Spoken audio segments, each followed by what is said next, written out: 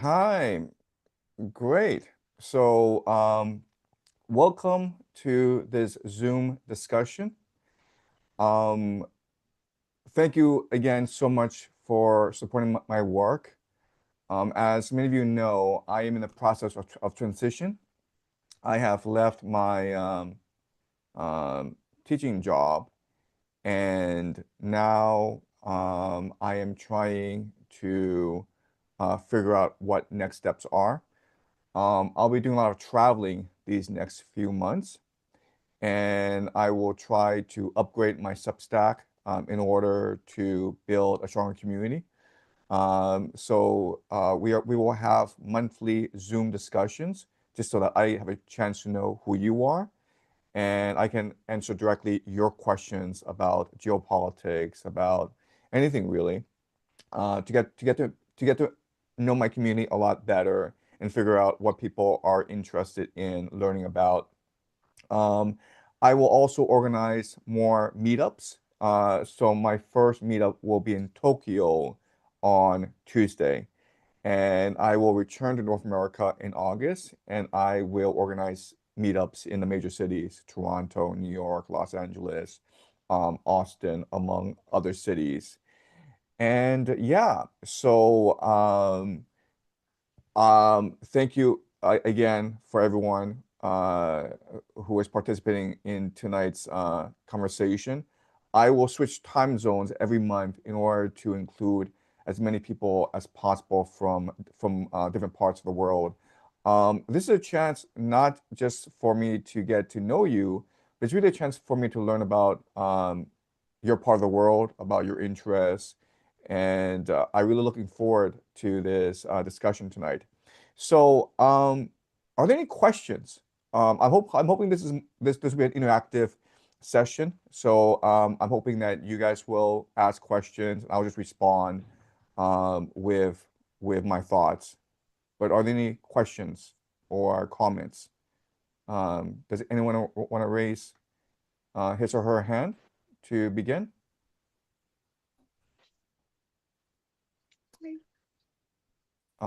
Hello, anyone?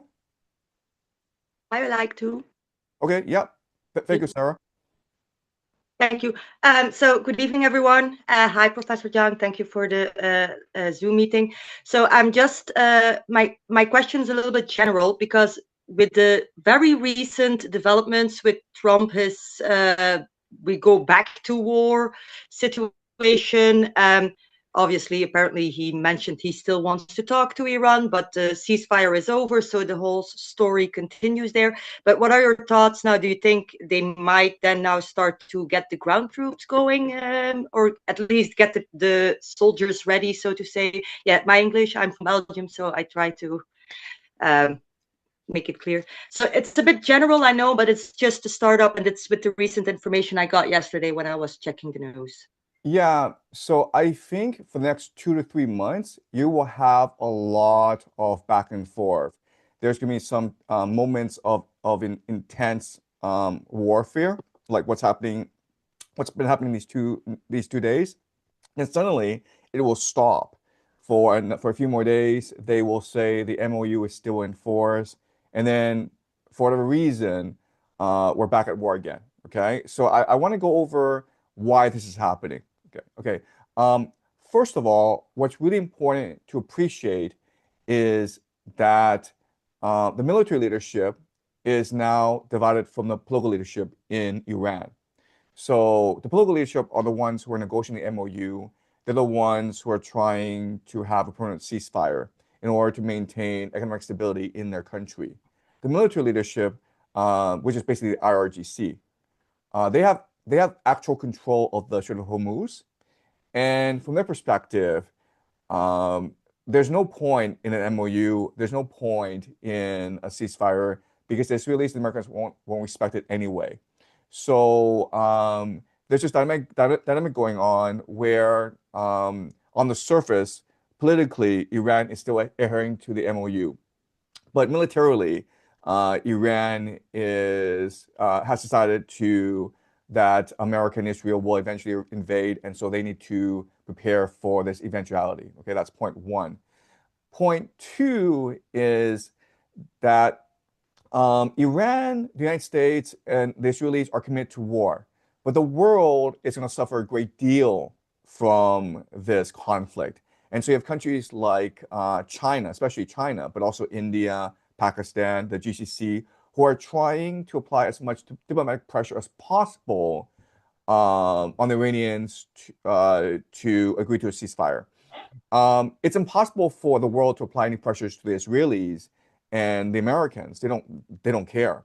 So what they're doing is they're applying a lot of pressure on the Iranians to stop the war and open up the Strait of Hormuz. It's completely unfair to the Iranians because it's really the Americans and Israelis who are the aggressors. But unfortunately, the world, especially China and India, can only apply pressure to Iran. And China has a lot of leverage because China buys up 90% of Iranian oil. So the Iranians have absolutely no choice but to respect the Chinese desire to seek a political settlement as soon as possible. And so they only maintain this theater where, on the surface, they're trying to come to a peaceful ceasefire as soon as possible, but they know that eventually Americans will send in ground troops, so they have to prepare for this eventuality. Okay, that's the second point. And the third point is that the Americans have already decided on a ground invasion. The problem right now is it's too hot to send in troops. They've got 60,000 soldiers. They've got two aircraft carriers. They've got like 20 warships. So the ground invasion is being staged right now. But again, it's just too hot. Also, in a ground invasion, the Americans want to be the support force, right? So they basically want to send in the Kurds and other groups in the front line to draw out the IRGC so that it can be targeted by the by American air power. So the Americans need time to convince the Kurds to go in first, and they need time to stage the entire ground operation, which just means bringing logistics, preparing the soldiers, preparing the battlefield plan. But I would say they've already decided on a ground invasion. It will happen as early as October, possibly after the midterms. So a lot of what we're seeing right now is just theater. They're just trying to delay the inevitable. Okay, so I'm not sure if in a follow-up question, Sarah, what was this clear? Um, I have just a follow-up question, Sure. Professor. So, because you mentioned China buys up a lot of oil, so they have that leverage.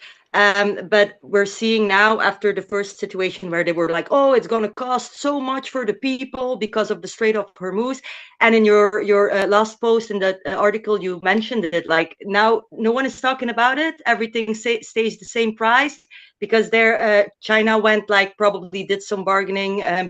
to lift the pressure actually for the public of the world. What do you think is the development? Is that the same path they're going to keep going until the ground invasion in the second part of the year goes, and then we're going to feel it more? Or yeah, that's my follow-up question. Yeah, so I think one really important thing we need to keep in mind is the people in charge right now do not do long-term thinking. They don't do long-term Yeah. strategy. For them, it's all about short-term benefit, right? So Trump does not want the price of oil to skyrocket because then the American public will freak out. So he's made a deal with a lot of people, but the Chinese, but also the Iranians, the Russians, right? So he's basically allowing the Iranians to sell oil, to dump oil in the market, primarily to the Chinese. He's got the Chinese to promise him to lower demand and control their own supply. That's what he's doing. He thinks he's a deal maker. He thinks, it's the art of the deal, and he can get everyone on the table and agree on a plan. But the reality is that the world needs oil. It needs cheap oil from the Middle East. It is impossible to substitute cheap oil from the Middle East with Venezuela oil or Russian oil or American oil. And so in a few weeks' time, you will see a massive global emergency, which will include food shortages, which will include inflation, which will include the price of oil skyrocketing. Okay. So all Trump is doing is delaying the inevitable. right? So I appreciate that a lot of what's happening is confusing, but basically what they're doing is they're trying to kick the can down the road, if that makes sense. Yes. Okay. Okay, thank you. Thank you Okay. very much, Professor. So thank you so much, sir. So, Leandro, could you ask your question or make a comment, please? Hello, Professor. Can you hear me? Yes, I can. You sound great. Great. Yeah, so great to be here on the call. First of all, thank you very much for your lectures these past few months. So what I'm curious about is like in the media, like these last few years with the rise of certain influencers, like how do you view that rise of like influencers like even you've talked to Sneeko Hmm. on a few calls as well, obviously. How do you kind of see the rise of these influencers who promote young men to be like, yeah, you need to be more masculine, you need to make more money, get fit and strong and all of that? Do you view, is that kind of a natural occurrence, you think, or is it also more like an industry planned in a way, if you understand my question? Sure, I understand. Yeah, so I mean, we've seen a lot of influencers these past 10 years that have skyrocketed to fame, right? Who speak to young men. The most obvious example is Peterson. And Jordan Peterson was able to capture the imagination of young men, especially young white men, because at this time in history, in this year, 2015, 2016, 2017, 2018, right?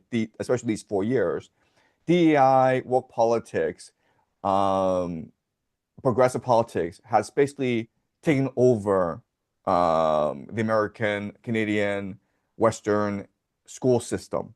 And, young men were taught that masculinity was toxic and that they were the real problems in society. And a lot of people, especially from minority groups, were being promoted in schools. And we have to keep in mind that in the school system, especially at the primary school level, most teachers are women teachers. And women teachers tend to prefer or advantage a certain student that is obedient, that is focused, that is diligent. And these tend to be this tend to benefits more girls than boys, okay? I mean, the reality is, if you look at statistics, girls do a lot better in school than boys. So I think like the ratio in university right now. Like if like I think it's like 60-40, right? I have 60% of all students in university right now are female and 40% are male. It could be 55-45, but there's a clear advantage for women students over uh, men students. And so it's very confusing if you're a young white man because in your world, it seems the women have all the advantage, right? But you've been taught that you're the problem in society. It's your masculinity that is the problem in society.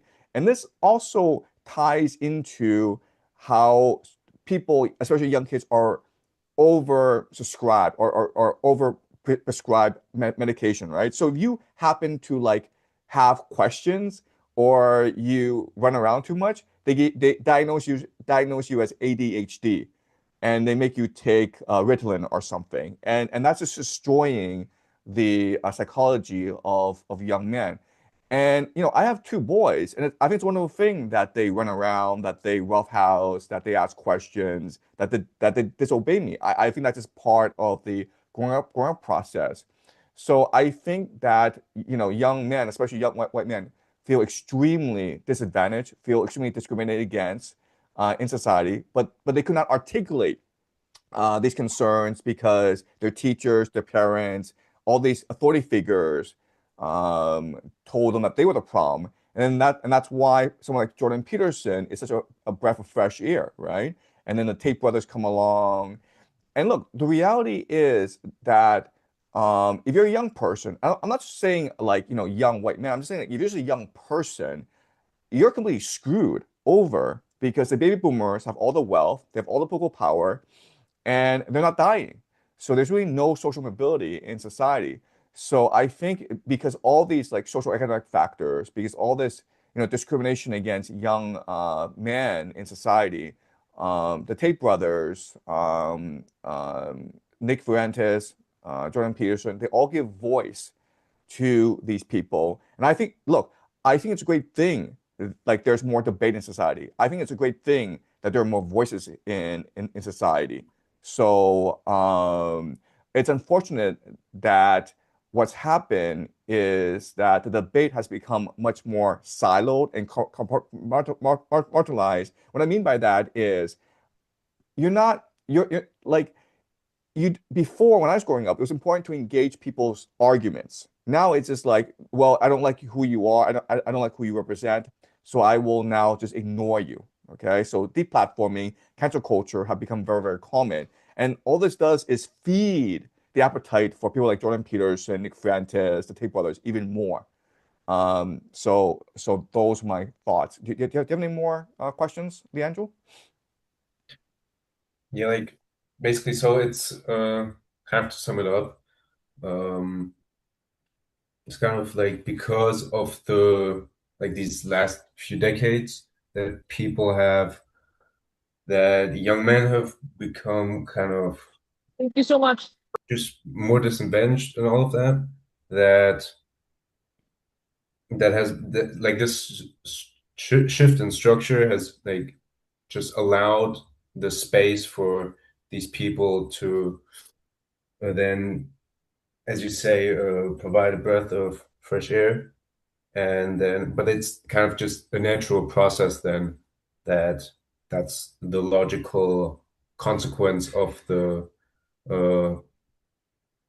of the of how the last few years and decades Yeah. developed, Yeah. essentially. Yeah, and I think the major issue is that rather than engaging people like Jordan Peterson or the Tate brothers or Nick Fuentes, instead of like engaging them in debate, these Yeah, people people are just follow labeled. them blindly then. Yeah, these people are labeled in a certain way that does not allow for debate. So I'm a big proponent of free speech. I'm a big proponent of free debate. So if you disagree with someone, it's important to engage that person in a debate and show the problems or vulnerabilities in that person's argument. And but when you actually just cancel other people, then that makes them martyrs, and that makes people even more loyal to them. Right. Okay, thank you for Okay, now. thank Maybe I you. have some more questions later. Okay, yeah, yeah. Uh, so uh, Pedron, sorry, Yes. yes, hi. Hello, Professor. Thank you so much for your time. Hello, class. In your most recent post, The Perfect Storm, you had a lot of great correlations. One of the big ones you made was the collapse of the Bronze Age to where we are in history. So I'd like for you to talk a little bit about that. And then the point that really stuck out to me, because I think many people would sweep it under the rug, is that at Anchorage at the most recent NATO conference, Trump gave the green light to Zelensky Mhm. for producing the Patriot defense missile system in-house in Ukraine. What does that mean? How will Putin escalate? Right, okay. So I draw a correlation between our time and the Bronze Age collapse because both times are represent a time of maximum globalization, meaning that Pax Americana, the American Empire, is able to cover every aspect of the globe. And so if there's a collapse, it has to be a complete systems collapse, right? So in World War II, Europe did collapse, Asia did collapse, but North America really wasn't that affected. And so North America, primarily the United States, would come over and rebuild the rest of the world. And this is what's led to Pax Americana. Okay. Unfortunately, today, Pax America covers every part of the world.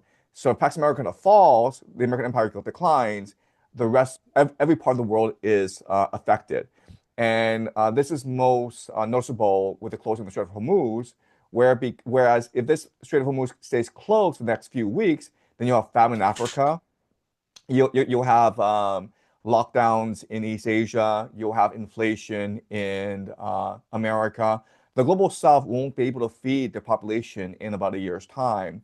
So we can see how one part of the world can cascade and affect every other part of the world. Okay, so that's a correlation between the Bronze Age and our world today. Um, and then the idea of Trump telling Zelensky like now he can manufacture Patriot air defense systems. Okay, so this is a major escalation, and it shows us that this conflict between Trump and NATO, it was just theater. It was never really a conflict. The Americans were always in control of NATO. And so this is something that I've talked about before, but if you look at the national defense strategy that the Pentagon or the Department of War has published, it calls for a three-pillar strategy, okay? The first pillar is something called the Donald Doctrine, which is America will maintain control and hegemony throughout the Western Hemisphere. Basically, it will remove Russia and China from the Western Hemisphere and force China, especially China, to pay a heavy premium if it wants to trade with, say, Brazil or Argentina or Chile, okay? And China has no choice but to trade with the Western Hemisphere because China relies on the world for its food and energy needs. Okay, so that's pillar number one, the Monroe Doctrine. Pillar number two is for America to use its naval supremacy and air supremacy to control the world's major maritime choke points, which includes the Strait of Malacca, the Strait of Gibraltar, the Panama Canal, the Arctic Circle, the Cape of Good Hope, and also the Strait of Hormuz. So even though it seems as though the Iranians have controlled the Strait of Hormuz, ultimately it's Americans who can control who leaves and enters Strait of Hormuz. Okay, so the second pillar is for the Americans to control all the world's major maritime choke points in order to control trade. The third pillar of the strategy is to create conflicts in the three major spheres of influence in the world. Okay, so basically, what America wants is a conflict between NATO and Ukraine. NATO and Russia in Ukraine. A conflict between Japan and China over Taiwan. A conflict between Iran and Israel over the Middle East. Okay, and in with these conflicts, America doesn't need to win any of them. All America needs is for these wars to be continuous, to keep on going, and that way America can supply all three regions with uh, resources, primarily energy and food, armaments, weapons, and also financing, right? And this will resolve the issue of the $40 trillion of US national debt because what America will do is offload its debt to the rest of the world. And so that's really the strategy of America moving forward. And we're seeing this play out now in Ukraine, where now America is going to subsidize Ukrainian manufacture of weapons. So when Trump says to Zelensky, you're now able to manufacture Patriot missiles, he's not saying that Ukraine will do so. What he's saying is that Europe will do so. That's a huge difference, right?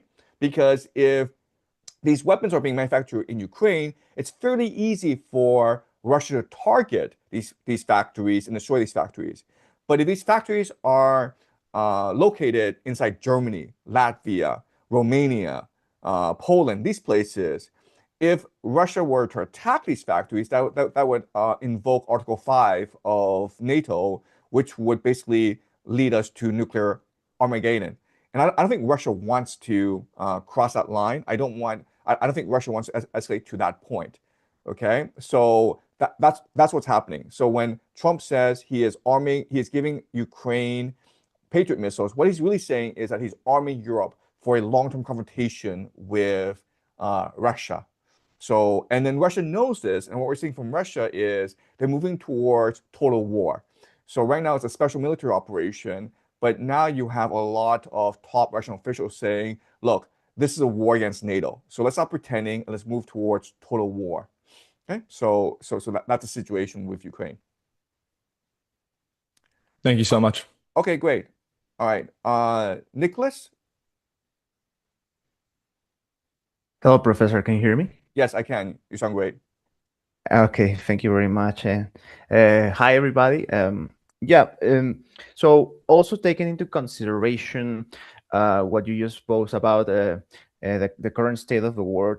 Well, I live in Colombia. Okay. I was born in Peru. So I always think that this kind of pressure in the other side of the war, especially with Iran and with the food production over there, is going to create more instability in this part of the world in Latin America. So I'm not sure if you have any predictions or any thoughts about how that's going to play out in our part of the world. Yeah, so unfortunately, America will become very aggressive in the Western Hemisphere. So we saw what America did to Venezuela in January of this year. Right now, what America is doing is embargoing Cuba. So these millions of Cubans are not have lost access to energy. Okay, so Cuba is not able to produce its own energy; it has to import it from Venezuela. And now Russia's trying to supply Cuba with energy and with food, but that's not a long-term solution. So we can expect Cuba to be the next domino to fall. And Trump also has ambitions for Greenland and for Alberta as well in Canada. So Trump, he speaks his mind. I mean, that's a thing that's very um, confusing about Trump in that Trump is really the only politician in the world who actually speaks what he thinks. I mean, he changes his mind all the time, but he's going to tell you exactly how he thinks. And so he wants Mexico. So they will use a pretext of funding the cartels to eventually subvert Mexico and force Mexico into becoming a vassal state. They will also go after Colombia as well, using the same pretext of fighting the cartels, trying to stop the drug trade, trying to stop fentanyl from crossing the American border. Um, and what this is going to lead to is a major surge of Latin American nationalism. And so, Latin Americans are really disgusted by what happened in Venezuela. They're really disgusted by what they're seeing in Cuba. And unfortunately, the Americans will only become more aggressive over time. And the reason why is their economy is suffering, the global economy is suffering. So what they need to do is cannibalize the Western Hemisphere. They basically need to go in and steal resources from the Western Hemisphere. Um, and at first, it will seem the Americans are very successful, but eventually you will have many indigenous movements rise up and fight against America. There's a very good reason why America didn't do this in the past, right? America could always choose, if it wanted to colonize the entire Western Hemisphere. It didn't do so because it was a pain in the ass. Because you didn't want to deal with nationalists. You didn't want to deal with guerrilla warfare. So that's a situation that the Western Hemisphere is heading towards. I will also point out Argentina is a flashpoint.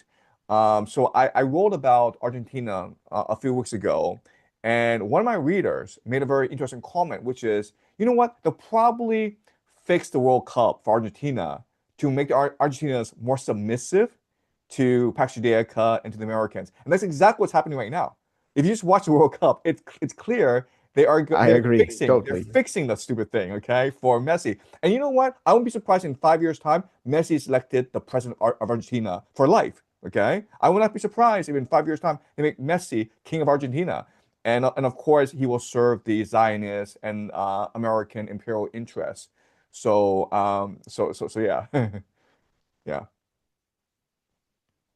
All right, Professor. Professor, if you don't mind, I have a second question, Sure, go which is ahead. Yep. unrelated. It has to do with what someone else put on the chat. It's regarding, um, for example, since I've watched your classes, I have access to different books that maybe I have not come before. I basically had to build my own curriculum so I can study on my own. But sometimes it feels overwhelming, and I'm not sure if you have any kind of way or any advice for us that for example, I feel like I've been left behind by the education system. I'm trying to catch up right now, but it feels hard while trying to play the adult in the society. So, do you have any words or advice in regarding that? Yeah, so I would suggest that it's very important to read good books because reading good books really enhances your own capacity to think deeply and to really study the news, right? So we're bombarded by news all the time. The problem for us is how do you differentiate what is real news from what is fake news, right? So I spend all my time on Twitter and I need to figure out what is real and what is fake because 90% of what you read on Twitter is going to be fake news, right? And so I think reading really good books really trains the mind to do so. So the first book I would recommend is maybe the Peloponnesian War by Thucydides. It's a great book, really fun to read, and there are lots of YouTube videos that explain it. And Thucydides is, I think, the greatest geopolitical strategist ever in human history. So I strongly recommend Thucydides. And the great thing is like what's happening in the world today is very similar to what happened between Athens and Sparta, like over 2,000 years ago. So it's really relevant. And the thing about the Greeks is they're very objective. Like Thucydides, even though he was an Athenian general, he was trying to write about the war from a very objective lens. So that's the first book I would recommend. Okay, so basically reading good books to discriminate truth from fake. Exactly, right. Yeah, reading Okay. good books will really enhance your critical thinking skills. Thank you so much. Great. Okay. Joyce? Hello, Professor Zhang. My name is Joyce. I live in the New York City area. So I actually have 3 questions. If it's too much, No worries, no you worries. don't have to We answer have all lots of of time. them or Yeah, pick the one we you have lots like. of time. Yep. Okay, so in no particular order, what signals do you look for? Like I understand I've asked you like about timing before, and you say like you don't like to talk about timing because it's impossible to know like when things will play out, right? Okay, that's fine. So then I guess what are like signals that you will look for actively as kind of a um like a sign that things are going to change dramatically one way or another. Yeah, so when I follow the news, I'm always looking for anomalies, okay, or the idea of cognitive dissonance, which is given my understanding of something, this should not be happening. And so the best example of cognitive dissonance is when the FBI they raided Trump's Mar-a-Lago mansion back in, I believe, was it 2021? March of 2021. But I knew that when the FBI did that, that Trump would become president in 2024. And the reason why is that with the FBI weaponized against Trump, Trump would have no choice but to reclaim the presidency to defend himself. Also, the FBI, by doing that, made Trump into a folk hero, right? Because the American people are disgusted with the political elite. And Trump, in the 4 years he was in office, didn't really do much for the American people. And that's probably why he lost his re-election campaign. But when the FBI when the FBI raided Trump's house, the people felt that Trump is now the underdog. And it's possible that Trump, if he goes back into office, he would basically make everyone piss their pants, really shake things up. So I was convinced after that event that Trump would win in 2024. And that's number one. Number two is when in January 2020, when the Americans killed General Qasem Soleimani. And the reason why is the General Soleimani was the Middle East envoy for the Iranians. And for the past 20 years, he was working with the Americans on the war on terror. So the Iranians were huge supporters of the Americans in their fight against ISIS in Iraq, because the Iranians did not want these Sunni extremists near their border. So for these past 20 years, the Americans and General Soleimani were getting along really well, and then they killed him. So that basically told me the Americans were intent on declaring war against Iran. So those are two things that I thought were not anomalies, and they didn't really accord with how things worked. And that just tells you that there's a sea shift in place, that something is afoot. So the assassination of General Soleimani convinced me that the Americans would invade Iran really, really quickly. And they would have done so if Trump had won his reelection campaign in 2020. And then when Trump got raided by the FBI, I was convinced that Trump would win the 2024 election. Interesting. Thank you. So my second question is, it seems to me you read primarily English news. So I'm curious, if you read or can read news in other languages.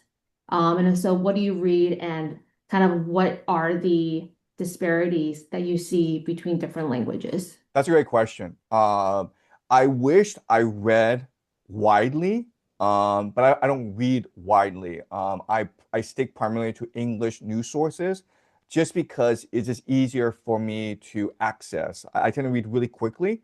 I can read Chinese, but I read it very slowly. Now, I do keep I do keep apprised of Chinese news. And my wife just tells me what the headlines are every single day. I'm interested in Chinese news because I find actually Chinese news to be actually pretty objective when it comes to foreign events. China doesn't seem that invested in the world, and so its news media tends to be pretty objective when it reports. And I'll pay attention to some Russian and Iranian news as well, right? So when an event happens, I'm trying to get information from all sources. So maybe the Americans will say something. Maybe the BBC or New York Times says something about Iran. In which case, I would want to know what the Iranian state media would say about the same thing. And where they converge, I know it to be objective. But I mean, like, it's a great point where, if you really want to keep informed about the world, you want to have as many different news sources as possible in different languages. And nowadays with social media, it is possible to auto translate a lot of news items.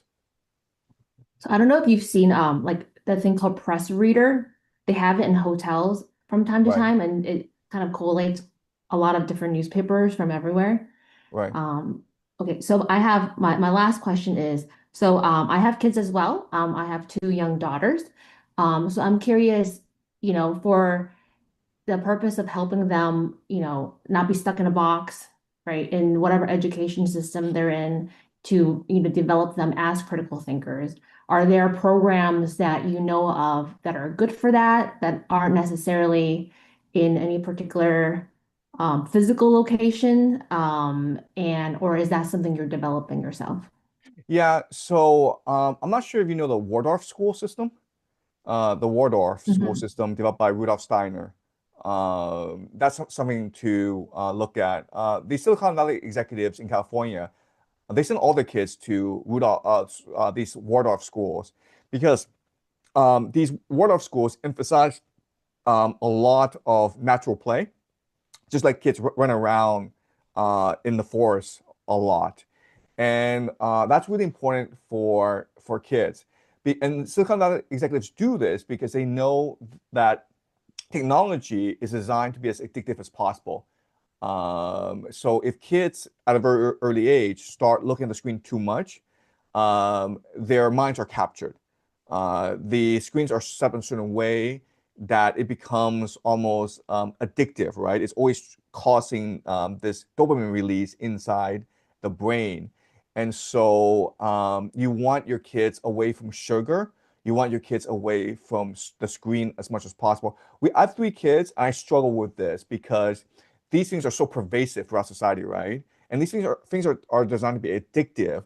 So, the quickest way to solve a problem is, hey, if the kid is naughty, hey, here's a candy, shut up, man. Or hey, here's an iPad, go away for half an hour. So it's very convenient, these things, but they're really, really bad for children. So my best advice is to really limit as much as possible both sugar access as well as screen access.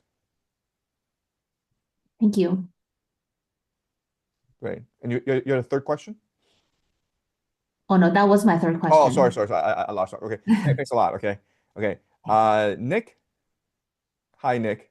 Hi, Professor. Hi, this is Nick from Beijing. Thank you for hosting this meeting. I really appreciate this opportunity. I basically have two questions on self-exploration and then the other one on educating young children. I believe Joyce's question is actually quite similar to mine. Okay, So let me first set up my perspective. sure. So when watching through, yeah, thank you. When watching through your lectures, I feel enlightened many times, and I would like to think that my inner spark shines when I got my own ideas inspired in this process. So from these experiences, I also recollected that when during the process of me growing up in China, I actually have had some of these similar moments where I can simply relate to the idea and believe it to be true, even without logic reasoning. And in many of these cases, however, those insights I had are opposite to the common sense I was taught in China education system or my parents. Therefore, most of them are actually discouraged. And I was taught the priority is to get good marks and good scores and a good job. So these conflicts have always been in my mind, even until like a couple of years ago, in my 30s, basically.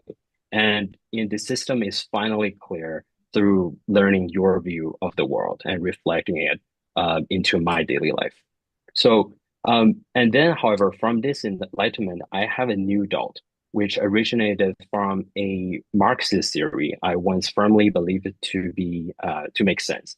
So basically, the base and the superstructure theory, the material base is kind of dominant when shaping the superstructure. So my oversimplification is basically that.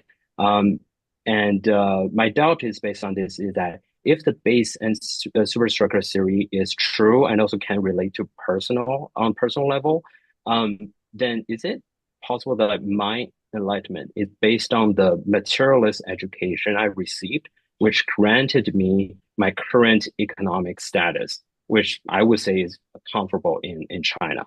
Sure. And so then I would have the free bandwidth and also the sort of the vision, the open vision to access more knowledge and seek insights. So I'm curious, my first question is, I'm curious how your view is on this base and superstructure theory, and does my doubt make sense? And then directly related, I have a 4-year-old son.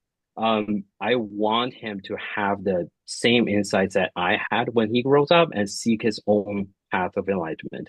But then really the classic question for China family: how should I balance this education for his material base or aiming for the good marks, and then the education for his imagination and exploration. It might be sound stupid for me to be anxious about this, but I'm the father. As a father, I'm genuinely concerned. I also have read your book. Oh, right, right, Try right. to look. Look, it's a really great book. Thank you. Like I spent like one afternoon and reading it. I just cannot stop. Um, but really want to have this discussion with you on these topics directly. As you see, they're kind of related. Yeah, so Thank you. thank you so much. And I really sympathize with your plight because I'm also Chinese. And we grew up in a culture that is extremely materialistic. So I was Yeah. not schooled in China, but I was schooled in Toronto, and my parents were Chinese, and so I've always developed a very materialistic worldview, and we were not all religious. And for the longest time, I was a firm believer in Marxist theory, especially the idea of base and superstructure, and I really believe the world was materialistic. But as time progresses, I recognize that materialism is a dead end. If you really believe that the world is just materialistic and there's no spiritual aspect to the world, there's no God, I think that's a source of your fear and anxiety, right? Because if you just take that as a premise, then you're just stuck forcing your kid try to do as well in school as possible. You're stuck trying to get your kid into the best school, the best university, the best job, and it's a dead end. So I think that you have to really question this materialist perspective. And these past 4 years, from my intense study of Dante, the great books, Homer, Plato, from my own analysis and research in the occult, I'm convinced now that the materialist worldview is just wrong. It makes absolutely no sense, and it's a dead end. And so I've adopted a much more spiritual, religious worldview. And this it's very similar to, Hinduism, Buddhism, Hermeticism, Gnosticism. I think all the great religious traditions align in the belief that the universe is conscious and that our consciousness is what makes us human. And our consciousness is connected infinitely to the universe across infinite dimensions. And I plan to do a series on their cult very soon, hopefully as soon as September or October. But I really want to enlighten the world and teach the idea that the universe is conscious and that we are all spiritual beings at the end of the day. And once you recognize that, then the answers unfold before you. And once you're committed to living a spiritual life, then you'll figure out how to raise children to the best of your ability. So I have three young kids, and the eldest is 8, the middle is 4, the youngest is 3, and I struggle with the same issues that you struggle with, Nick. And Yeah. what I recognize is that as long as you make the commitment to love your child and respect your child's individuality, then the child will be fine. And your child doesn't really need to go to the best university. Your child doesn't need to be a millionaire. Your child will be a very, very happy person. So, love, it's really about trusting the other person, right? So I Yeah. understand there's a lot of pressure to make sure your child does well. But if you find the strength to just trust your child and let your try and like communicate more with your child, then your child is going to do really well. I mean, I work in education. I for the past 20, 30 years in China, I've written 2 books about Hmm. Chinese education. And in my experience, Yeah. the kids who do the best are those with parents who are loving, who give them a lot of space, who respect the choices, who are like friends to them. And the kids who don't do really well are kids who are like tiger moms, right? Who pressure the kids to succeed every single day. So I think if you love your child, you would Hmm. trust your child and respect his or her opinions. But if you want your child to do really well in life, you would also just trust your child and respect his or her opinions. Okay. Gotcha. That makes sense. All right. Maybe a very quick follow-up. Sure. You talk about religious and spiritual learning, and what is the right time or right uh, avenue for introducing those ideas to children? Especially, I grew up in China, so I don't have those experience. So I just, yeah, I'm kind of lost on this.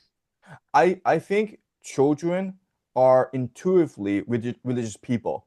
So there's really Okay. yeah, you should start right away. We have great conversations at home about religion. My eldest son, who's 8 years old, he's convinced that he's from another planet. Okay, his soul transmigrated to our world. So they have an intuitive understanding of these things. So, I mean, introduce your child to Buddhism, to Taoism, to different aspects of religion. And that I think is really going to motivate your child to do better in school. I have a good friend in Beijing, and she has 3 kids, and they're a Catholic family, and her kids are Hmm. wonderful. So I think having that sort of like religious community is really, really helpful in raising your child. Gotcha. Really appreciate the Yeah, no, discussion. no. Thank you. Thanks so much, Nick. Okay. Fred? Hey Zhang, hello founding members. I'm Fred coming here from Kentucky, and the question I kind of have for you has to go back kind of with the war situation currently. Um, I'm interested, and I guess Joyce started to point it out with some of the viable signals that you use and see in order to help make some predictions or assumptions on what's happening next. And I was wondering if you could go over some of the possible attack and movement vectors of some of the proxy groups for the IRGC. I know you briefly touched upon a potential strategic um, attack on like maybe the 3 ports or the Port of Haifa in particular for Israel. and that kind of piqued my interest as something I hadn't thought about, and I wanted to see if there's any other strategic movements there that you could go over as far as the proxy groups. I don't Sure. think it's covered too much in the news. Yeah, so if I'm Israel, okay, if I'm the United States, the proxies are a huge problem because if I launch my ground invasion, my flank is still vulnerable because of these proxies, right? The Houthis, the Shia militias in Iraq, and Hezbollah in Lebanon. Okay, so I need to neutralize all three before I can launch my Sure. ground invasion. Okay, so the signals are this. Okay, Lebanon is the major point of contention, right? So if you look at the MOU, it's extremely generous to the Iranians, right? It's like it promises $200 billion in investment after the war ends. It promises to lift sanctions. It promises to unfreeze assets. And I think the assets total about $1 trillion, okay? There are a lot of Iranian assets that have been frozen by the Americans and their allies, okay? So it's very favorable to the Iranians. The point of contention is Hezbollah, right? So the Iranians demand that whatever peace conditions that the Iranians and the Americans agreed to will apply immediately to Hezbollah. And the Americans said yes, but Israel is not respecting this clause, right? So I think that the MOU is structured in a way to create a wedge issue between Iran and Hezbollah, right? The Iranian people are like, why do we care about Hezbollah? And Hezbollah has always been a source of tension and conflict throughout the Middle East. So if the Hezbollah were eliminated, wouldn't this mean more peace 特斯拉关闭是吧？ in the Middle 嘿，特 East? 斯拉， Sorry?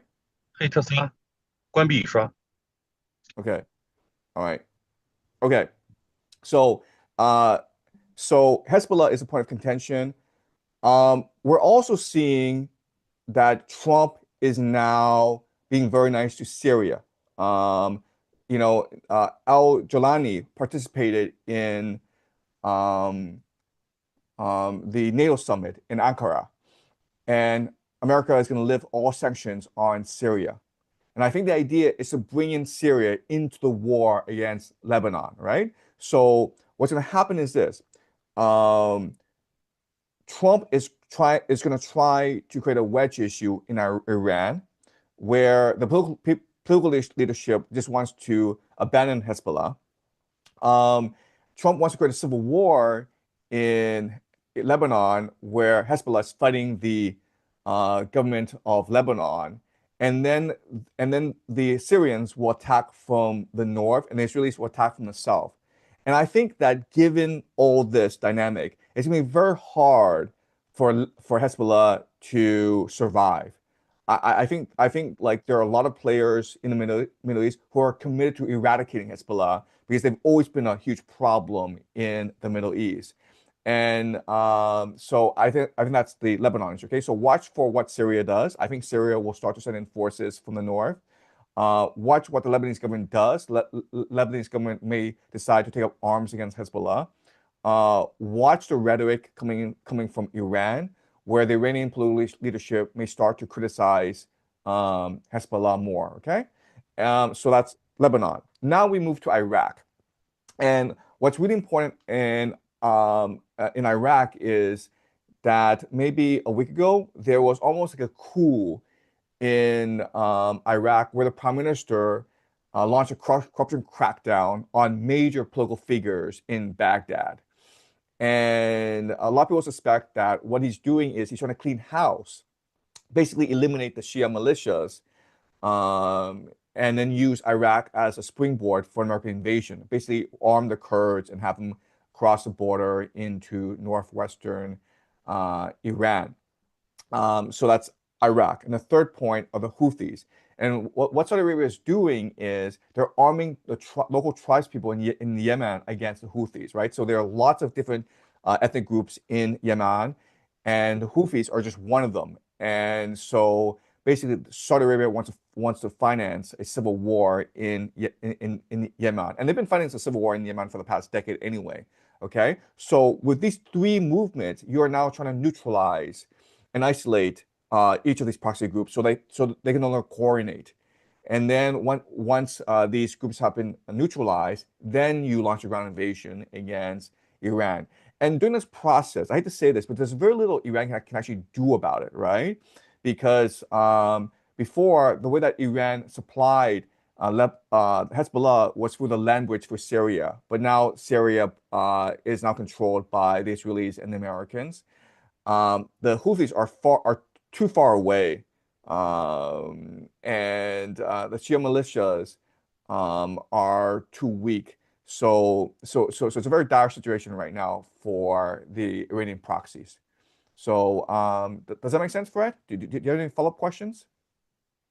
Absolutely no. That yeah, basically seems like the only option they have like is to really maintain control of the strait in order to get enough money in order to fund those proxies to kind of get them in the best position. My second question I did have for you was it's actually very similar to Nick on if you had any recommendation based on what you've been able to selectively attend to with different great books. If someone was going to go about reading about Zoroastrianism or the Kabbalah, do you have a recommendation on where they should start with that? Yeah. So again, I plan to do an occult series in a month or two. I'm doing a lot of research right now, but it's very hard to do the Kabbalah, to do the cult by yourself. It really is. You really need to be taught the basic principles and to work with a group, right? To just learn by yourself, it will just confuse you, especially the Kabbalah.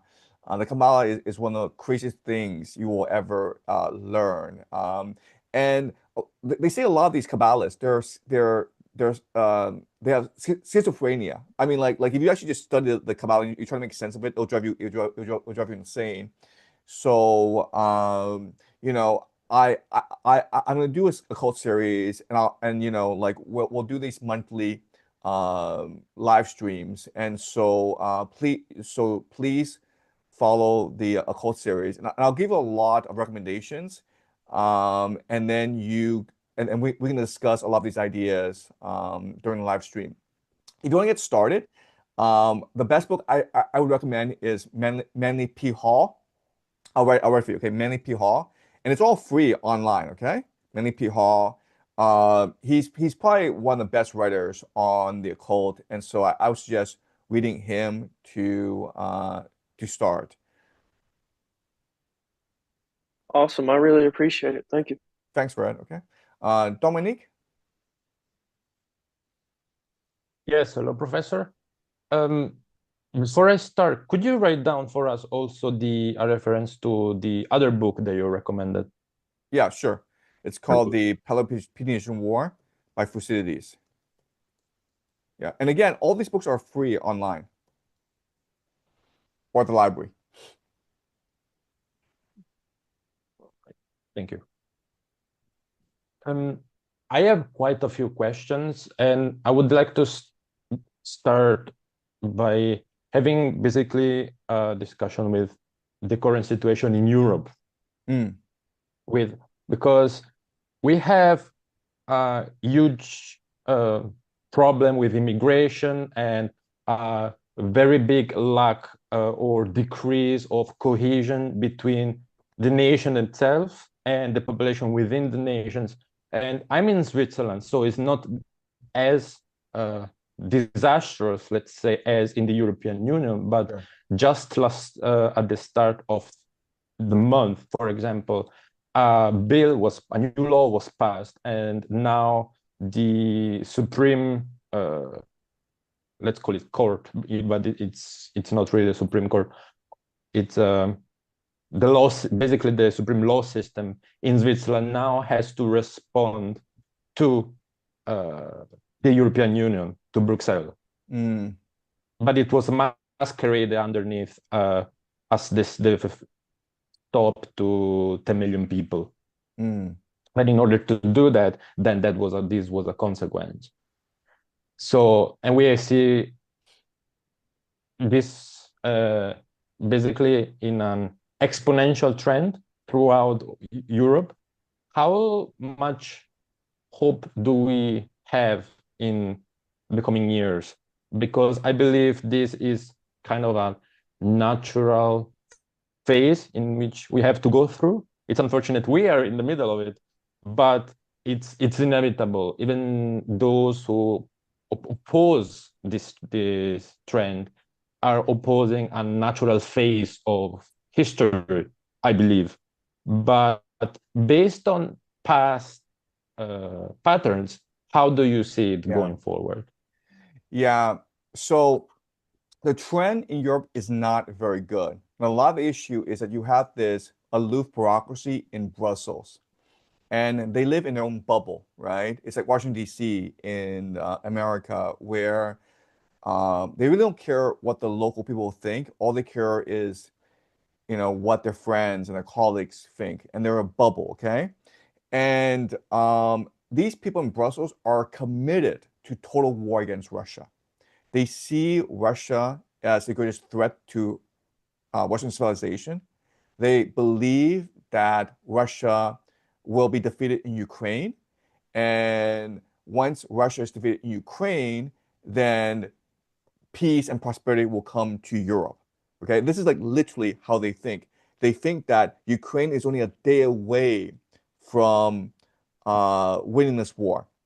They think that Vladimir Putin is only a day away from being overthrown by his own military.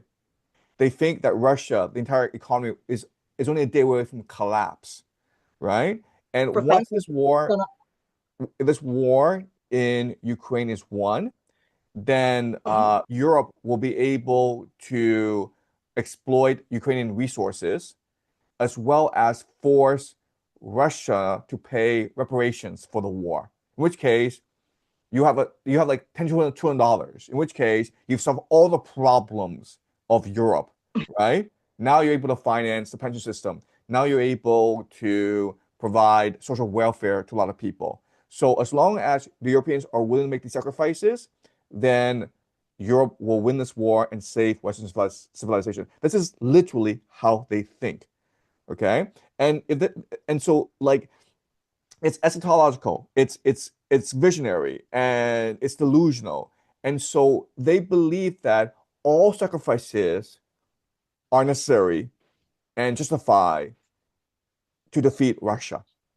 Okay, and so unfortunately, what this means is that Europe is slowly moving towards total war, basically mobilization for war. This means conscription, right? Where young men are now conscripted to fight this war in Ukraine.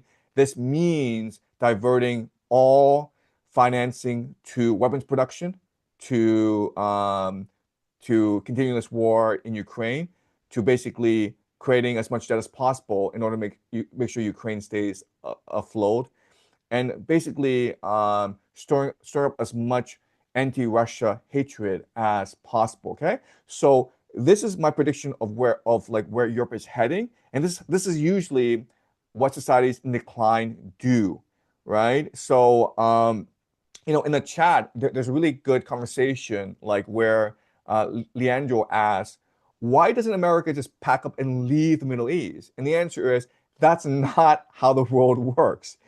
This is not how empires behave. Empires are empires because they're able to exploit and suppress the people who are weaker than they are and extract value from this exploitation, right?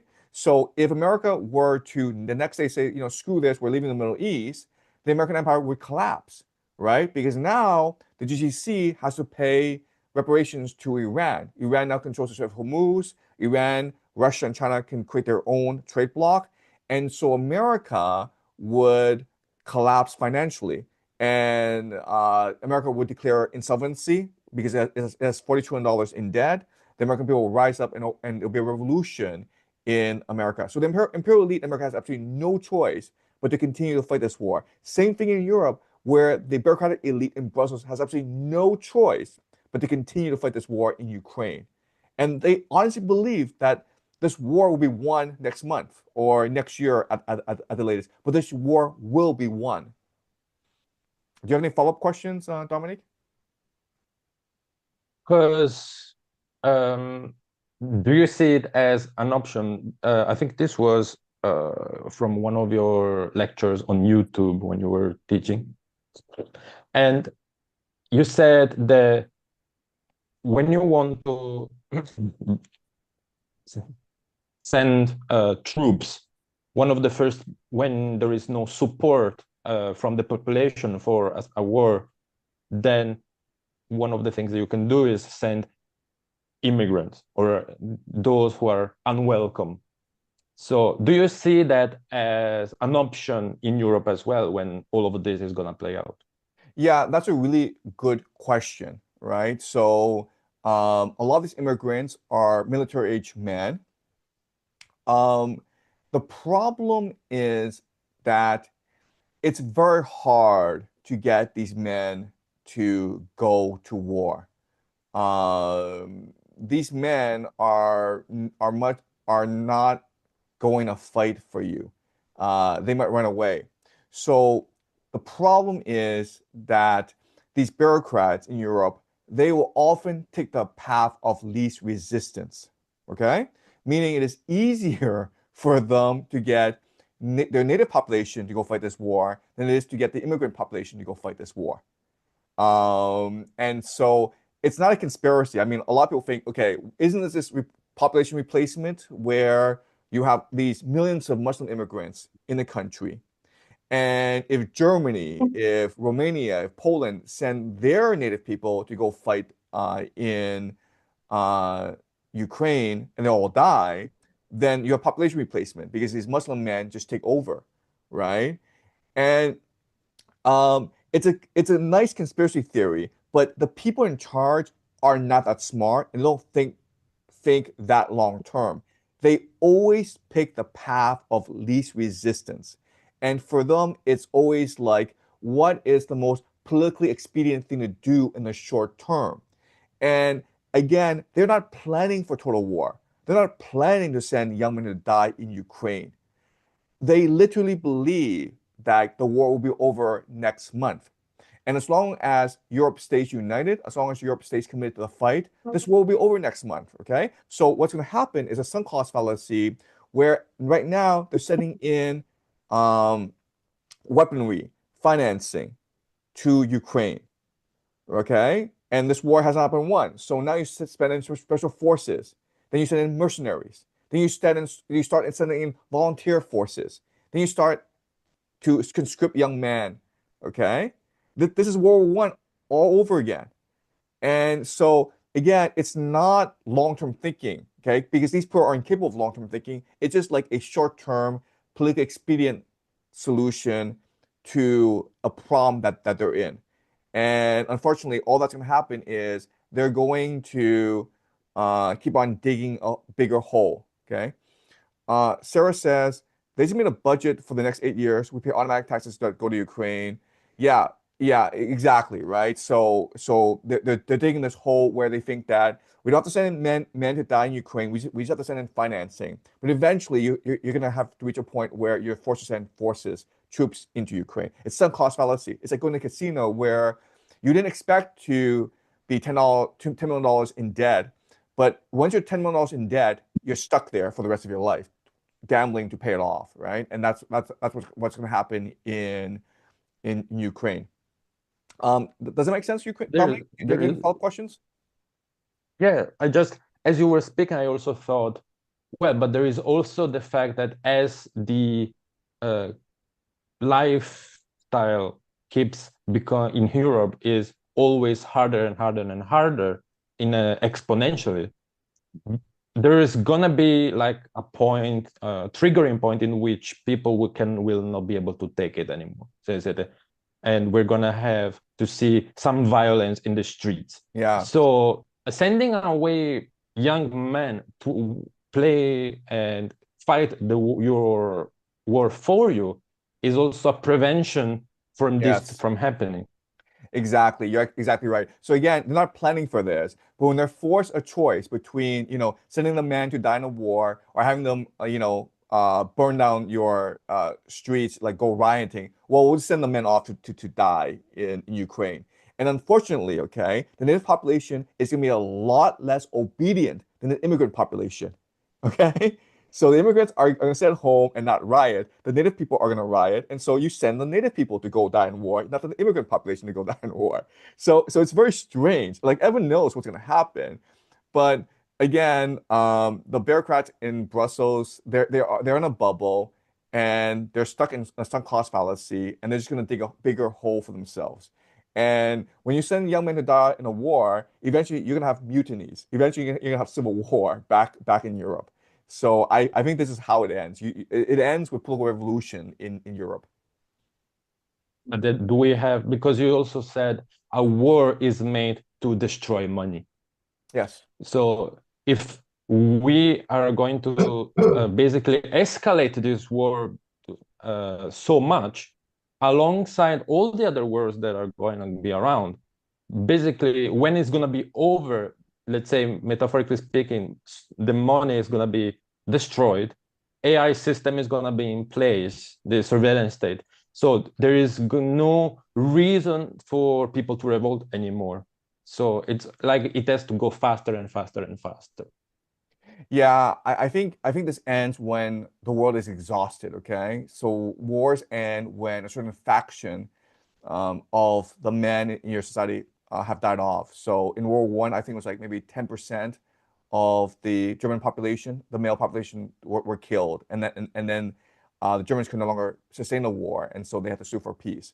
So I think this war ends when there's political revolution in Europe, when these parties, right-wing parties, such as AfD in Germany, Marine Le Pen's party in France, when they're able to assume power, but they can only assume power when there's a political revolution, because the bureaucrats in Brussels, they'll just cheat, they'll steal elections, they will do a lot to suppress these parties. Yes. Just the very last thing, don't want to Okay. take too much time, is about the re-election of Trump. Yes. You said that Trump is gonna try to make a third term, Yes. and potentially is a vice president. Now, the objection is, well, the Constitution says that you cannot be elected. And you said, well, it doesn't say specifically, because it says exactly it cannot be elected, but it's not an election for the vice president. Right. But Okay. as we know, as you said in an interview, they are part of the whole package. Like now we have Trump, Vance. So if they're part of the whole package, the vice president is elected alongside the president, meaning he cannot run alongside the president because it would be part of the election. Okay. Does it make sense? Yeah, okay. So I did some research, okay, and my analysis before was wrong. Okay, I said that the vice president was not elected, and so that's technicality. That's wrong. Okay, the Constitution, there's something called the 22nd Amendment. The 22nd Amendment is explicit and says that no one can be president for more than 2 terms. Okay, that's what the 22nd Amendment says. Then I believe there's something called the 12th Amendment. I could be wrong. Okay, let me just really quickly Google this. The 12th Amendment basically said that whatever conditions apply to the presidents, right? Whatever qualifications you need to be president also applies to the vice president. So it says in the Constitution that you have to be born in the United States to be president. Well, if you're vice president, that also applies to you. Okay? Now, so theoretically, the 22nd Amendment and 12th Amendment together means that Trump cannot run as vice president. Okay? That's what it should mean. But the difference between the spirit of the Constitution and the letter of the Constitution, right? So if I'm a Supreme Court justice, what I could say is, well, the 12th Amendment meant what it means is you have to satisfy the conditions of being president in order to be vice president, which means you have to be more than 35 years old, which means you have to be born in the United States, and that's it, okay? And no criminal offense, of course. So these two things are separate. Okay, so what I'm saying is, it's not explicit that Trump cannot run as vice president. It's ultimately up to the Supreme Court to decide what the relationship between the 12th Amendment and the 22nd Amendment is. And unfortunately, what we know is that, first of all, the Supreme Court is heavily conservative. I think it's a 6-3 majority for the conservatives. And Trump appointed 3 of the justices. And it's very possible within a year or two, he will also appoint a 4th. Okay. So I think that if this were to go to the Supreme Court, then Trump would win and he'll be allowed to run as the vice president. But he has also other possibilities as well, where he declares war and then he can suspend the Constitution, right? In which case, he's dictator for life now. So there are lots of possibilities. But I'm pretty convinced that he will get a 3rd term. Okay. Okay. Thank you. All right. Janice. Hi, Janice Armity in the States, Midwest. And what I wanted to know is what's one question you wish students would ask more, but almost never do? Yeah. So I think that it's really important to hear the counter argument, right? So I made this argument. What's the counter argument, right? What would someone else say? And what's a counterpoint? And I think it's very important to have that debate. And honestly, it's good for me because it makes me think a lot deeper. But students don't really do that. So yeah. Does that make sense, Janice? Did you have a follow-up question? No, I didn't have a follow-up question, but did you say counter, or I Yeah, didn't the understand counterpoint. that? The Counterpoint. Okay. counterpoint. Yeah. Okay. Right. Okay. Thank you. Okay, thanks. Katria? Catriel? Hi. Hi, Professor Zhang. I have a Hi. question. Sorry, can you turn on your mic, please? Yeah. Yeah. Hi. Yeah. I have a question about magic. You said that you will teach magic. Yeah? Is Yes. that on your plan? Yes. Yes. So if you, yeah, Sorry, go ahead. You said you don't know who you want to choose to teach. So if is a standard, what is it? Sorry, I'm sorry, but could you repeat the question? I didn't catch the question. You said that you will teach magic. Is that true? Is that on your plan? Yes. Yes. Yeah, so that's the question. Yeah, so I do plan to teach magic as part of the occult. And so I've been looking at, Aleister Crowley, I've been looking at witchcraft. And to me, it's very interesting what magic is. I think magic is an appreciation that we are all conscious beings. And the question is, how do you focus our conscious energy in a way that allows you to obtain a goal? And so the idea is that's what magic is, right? Magic is a mechanism for you to completely focus yourself on a goal that allows you to achieve it. But also magic is a way to convince others that you will achieve it and you deserve it. And so it allows you to manifest your dream a lot easier. So that's what I think magic is. Magic is to convince yourself that the goal is worthy and to convince you that you must focus all your mental energies on achieving the goal and to convince the people around you that the goal can be achieved, right? So ritual magic. So that's the main idea of magic, and so I'm teaching it as part of their cult. Okay, so does that make sense?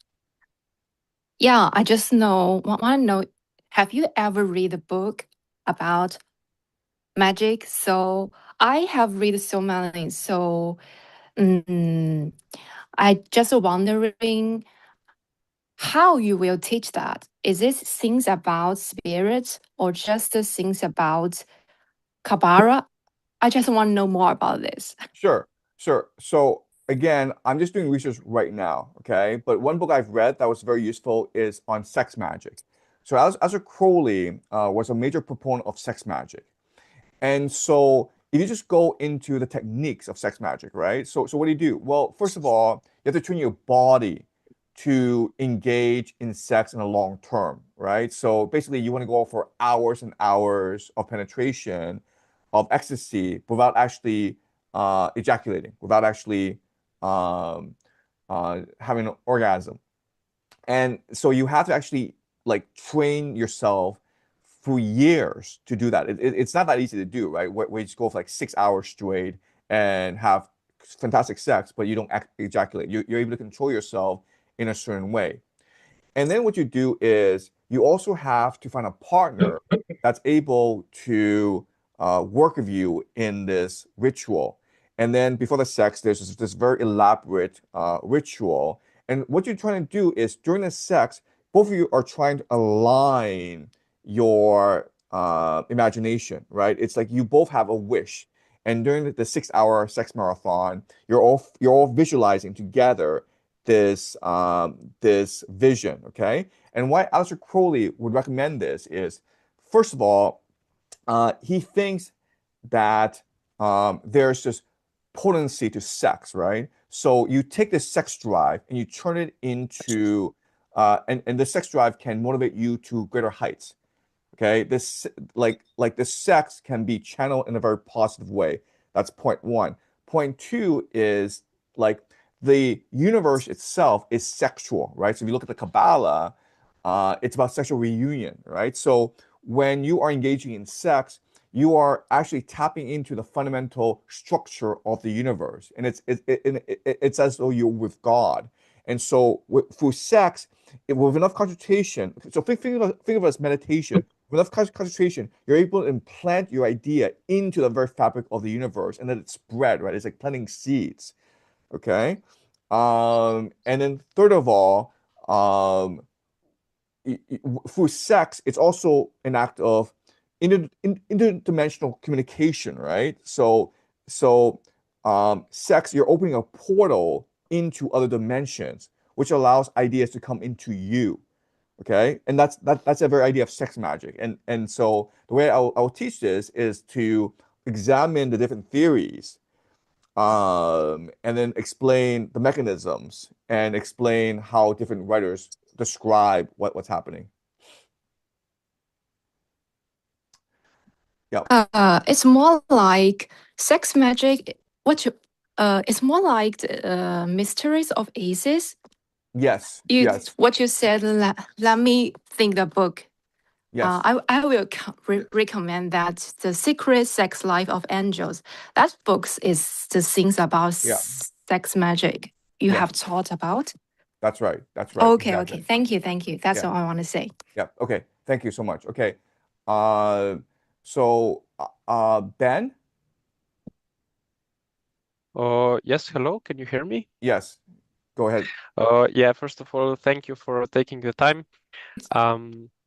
But yeah, maybe a bit of a broader political question. So, what, in your opinion, would be the background factors that people become divided into opposing political groups? So, I often notice and get the impression that people simply feel they have to be pro or anti something. So it just seems like the public narratives are framed so that there's only two possible sides.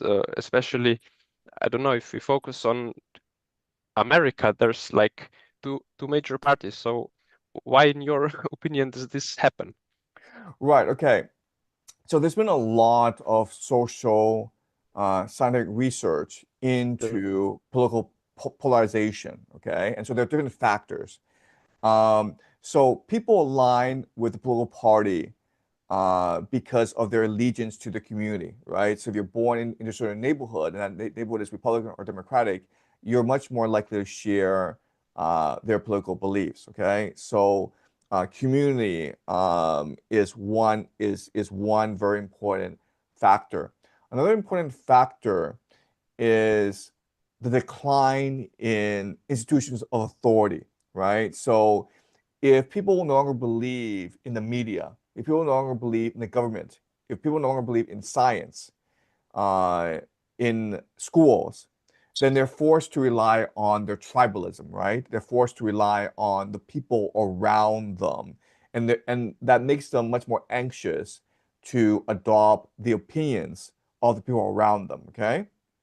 So the breakdown of institutions of authority, right? Because remember, like only 30 years ago, people would watch the news, NBC News, ABC News, and just agree with everything. And NBC News and CBS News, they were meant for national consumption. So they were trying to create a broad national consensus for people. But now no one actually watches mainstream news except maybe like these baby boomers. But young people get all their news sources from social media. Okay, so that's a breakdown of institutions of authority. The third thing is the rise of social media, where people now are in their own social media bubbles. But the worst thing is how these algorithms are designed, right? So you look at Facebook, if you look at Twitter, they know what they want to do is try to create as much engagement as possible. And they want this engagement to be intense, what they call intensity. And the best way to do that is to provoke strong emotions in people, especially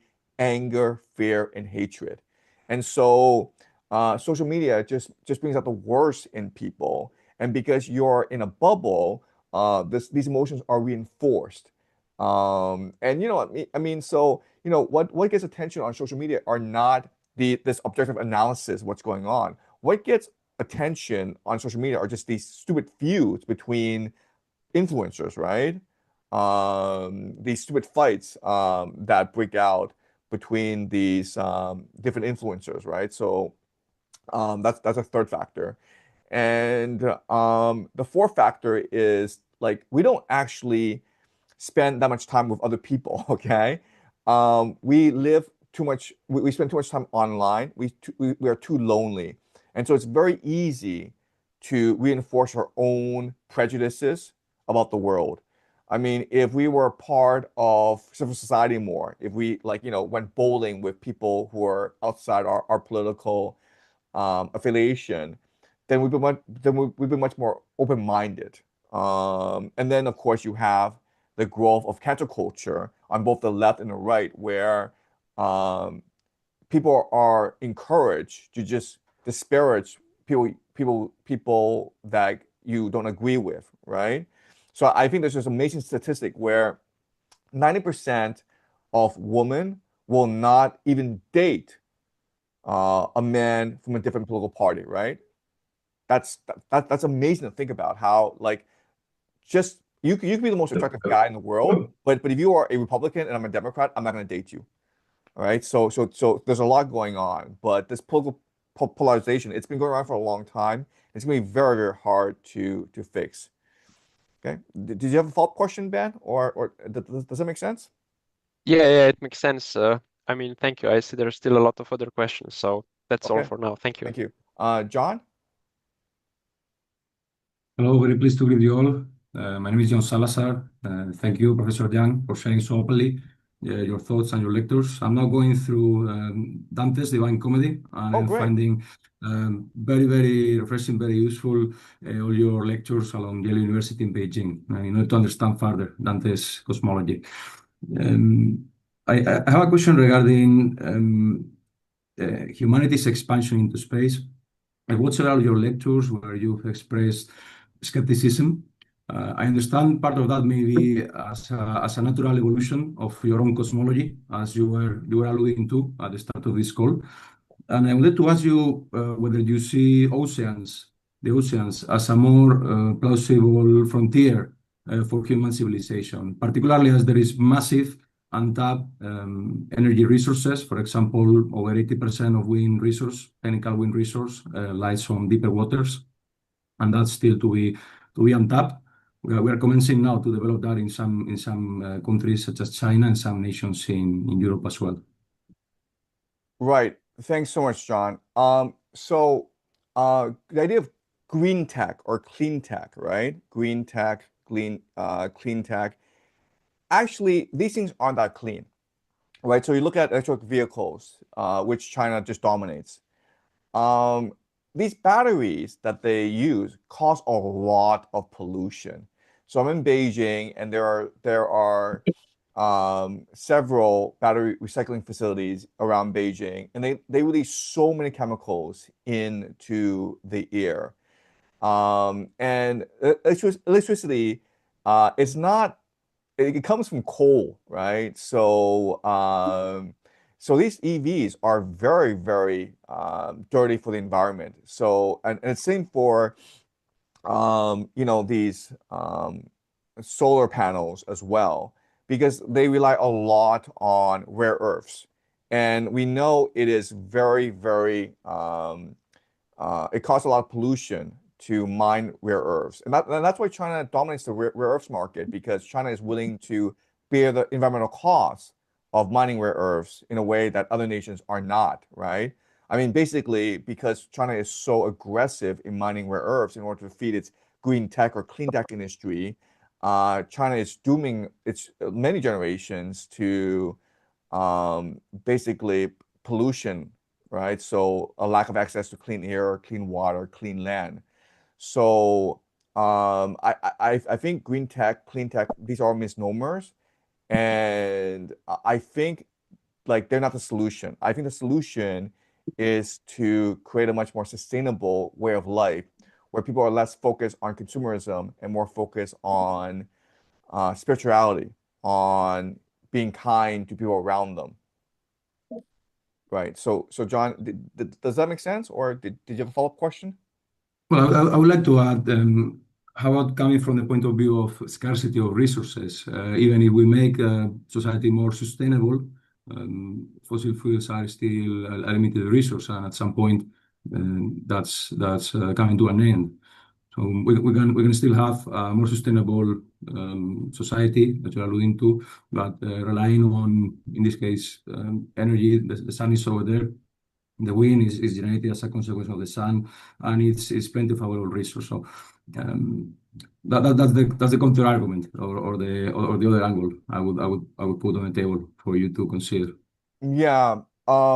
Yeah, I mean, hopefully this works. Hopefully renewable energy, clean tech, green tech provides a solution. But I'm not that optimistic. I think the world is too dependent on cheap energy. And right now, the best place to access cheap energy is the Middle East. So, I mean, like, again, I would love to be wrong, but I'm not that optimistic about green tech. Much appreciated for your thoughts. Thanks. Okay.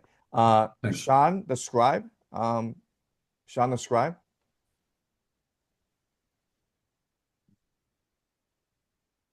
Hi, Sean. Hey, it's Shannon, or Shan the scribe. Oh, okay. Hey, Shannon. Hey. Hi, no worries. Greetings from San Diego. I had a couple questions about some of your. Okay, so I had a question about something that's come up in the U.S. recently. So I noticed that one of the things that Trump campaigned upon was like student loan stuff and student loan forgiveness, which I was just like, that's not happening, but he's definitely getting elected based on that. And something that I noticed recently is that so originally a lot of student loans were in forbearance, but because they canceled some of the repayment plans, they were restarting the payments this year. And I was like, that's kind of weird. So I applied for the forbearance because it was supposed to be in like 2028 was when it was over. But then if you get approved for the forbearance, they only give you until November, which my brain was like, that's kind of interesting because isn't that when all of these things are supposed to transpire? So I guess my question is like, one of my questions is, do you think that like, you know, because of like the war and stuff like that, do you think that Trump would maybe use that money for like to fund the war or something? Yeah. Um, I I mean, I hate to be cynical, but I think the people in charge, the elite, they're interested in stealing as much money as possible, as quickly as possible. So the idea, like they're actually going to use any money for maybe a national objective, like win the war in the Middle East, that I think is questionable. I think, so recently Trump has earmarked $1.5 trillion to the Pentagon. And people are like, wow, this means that America is going to remilitarize. No, it doesn't. What it means is a lot of this money is going to go to the swamp, right? It's being siphoned off by these military contractors. And this is a reason why America is losing this war in the Middle East, because America's not that serious about winning the war. What America is serious about, what the American elite wants to do, is steal as much money as possible during the course of this war, right? So, Julian Assange said it best. The point of wars is not to win. The point of wars is just to have wars so that the transnational elite can just steal from the American taxpayer. Hi, Shannon. Okay, that does make sense to me. Right. Sorry, can you hear me? Yeah, go That ahead. does make sense to me. Something else that you talked about in terms of the Constitution, I had a question about that because the last time I went to the bookstore, they actually had like a little zine of the Constitution. It was like $2. And so I ended up buying it because of some of your lectures. And it does say technically on the 12th Amendment, but no person constitutionally ineligible to the office of president shall be eligible to that of the vice president of the United States. But I do think that what you're talking about him getting a third term through like not like a main way, because he can't technically be the president again. But I Yeah. do think that there's like some sneaky intention to somehow get the third term or get a lot of influence over whoever is going to be the next person. Um, so I just wanted to point that out because I remember seeing that when I opened. It's really small. It just has like all of the rules in there for some Yeah, reason. yeah. So again, I think Trump wants to be president for life. Okay, I think the idea like he just steps back and is a puppet master behind JD Vance, it's not gonna work for him. He like if you just look at his entire career, he's never had a protege. He's never really had anyone that he trusts. Like basically he just has a habit of like not trusting anyone around him, including his own children, and screwing everyone over. Okay, yeah. So Nicholas says King Trump. Yeah, he wants to be king for life. Okay, and that's Right. the only way that that's the only way he'll be satisfied. So he's not gonna be a puppet master behind the scenes. He will be president, I think, for a third term. And again, there are many loopholes that he can use to achieve this. And again, I think this is gonna go to Supreme Court, because Trump is so narcissistic that he wants to be elected to a third term, right? And what would be really funny is that in 2028, if Trump actually runs as VP, the Democrats will put up Obama as their VP, right? I can see that. Right? It's gonna be Obama Trump in Right. 2028. This will be like the greatest political event in our The lives. definition of an American politics. Yeah. It'll be a complete circus, okay? Obama Trump. This is something that Trump would actually want, because he actually thinks that he could defeat Obama in a general election. I'm pretty confident Trump's getting a third term. And if he does run as vice president, the Democrats will put up Obama as the candidate. Yep. Okay. Right. Because just because it's against the law doesn't mean somebody's gonna actually, this doesn't mean he's not gonna try. Because it takes a long time for the bureaucracy to catch up with his actions. So he'll still maybe try it. Yeah, so I would argue it's actually not against the law. It's not explicit in the Constitution that you cannot run as a VP. Um, a lot of laws are just based on social convention. So if you just actually refuse to accept the social convention, you can get away with a lot. Okay. So what I tell people is like Trump running for a third term, it's crazy, it's dangerous, it's insane, it's wrong, but it's not illegal. So so we'll see. But I think it's very likely he'll run for a third term. Yeah. Hmm. Um, Could Okay. I ask one more question? Sure, go ahead. Go ahead. Okay, so I watched your Dante series and I really, really liked it. Thank you. Um, but I had a question about unconditional love. Right. So that's something that was really prominent in the series. But do you have any advice for people who maybe didn't have unconditional love as a Yeah. child and maybe like if you never experienced it, yeah, you can experience love, but how do you know if you're able to produce unconditional love if you yourself never experienced unconditional love? Yeah, thank you so much for the question. So I had a very traumatic childhood, and I was convinced no one loved me. And that screwed me up like throughout my life, because any relationship that I got into, I self-sabotaged. And it really, impacted my professional life in that, I was fighting with my boss a lot and I didn't trust anyone. So I was really screwed up for most of my life. And then I met my wife, and my wife, had unconditional love for me, and then we had children. And then having children is what enabled unconditional love for me. And so I'm a changed person because of a family. But I also appreciate that I got very lucky. I won the lottery of life. I met like the most wonderful wife any man could have, and I have like three wonderful children that's forever changed my life for the better.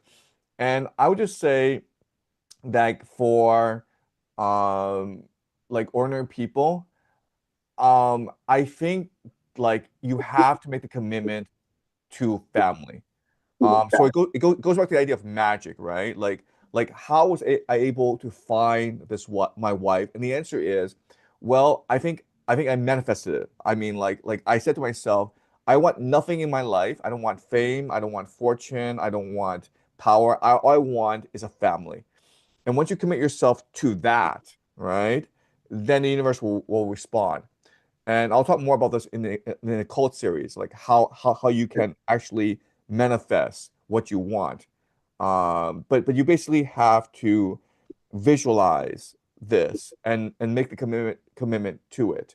And it's not an easy thing. Like I waited like 20 years to find my wife, but eventually I found her because I was willing to make sacrifices necessary in order to find my wife. For example, not choosing a path of wealth, of power, of fame. Because if I chose that, there was no way I could have met the woman of my dreams, who I truly loved.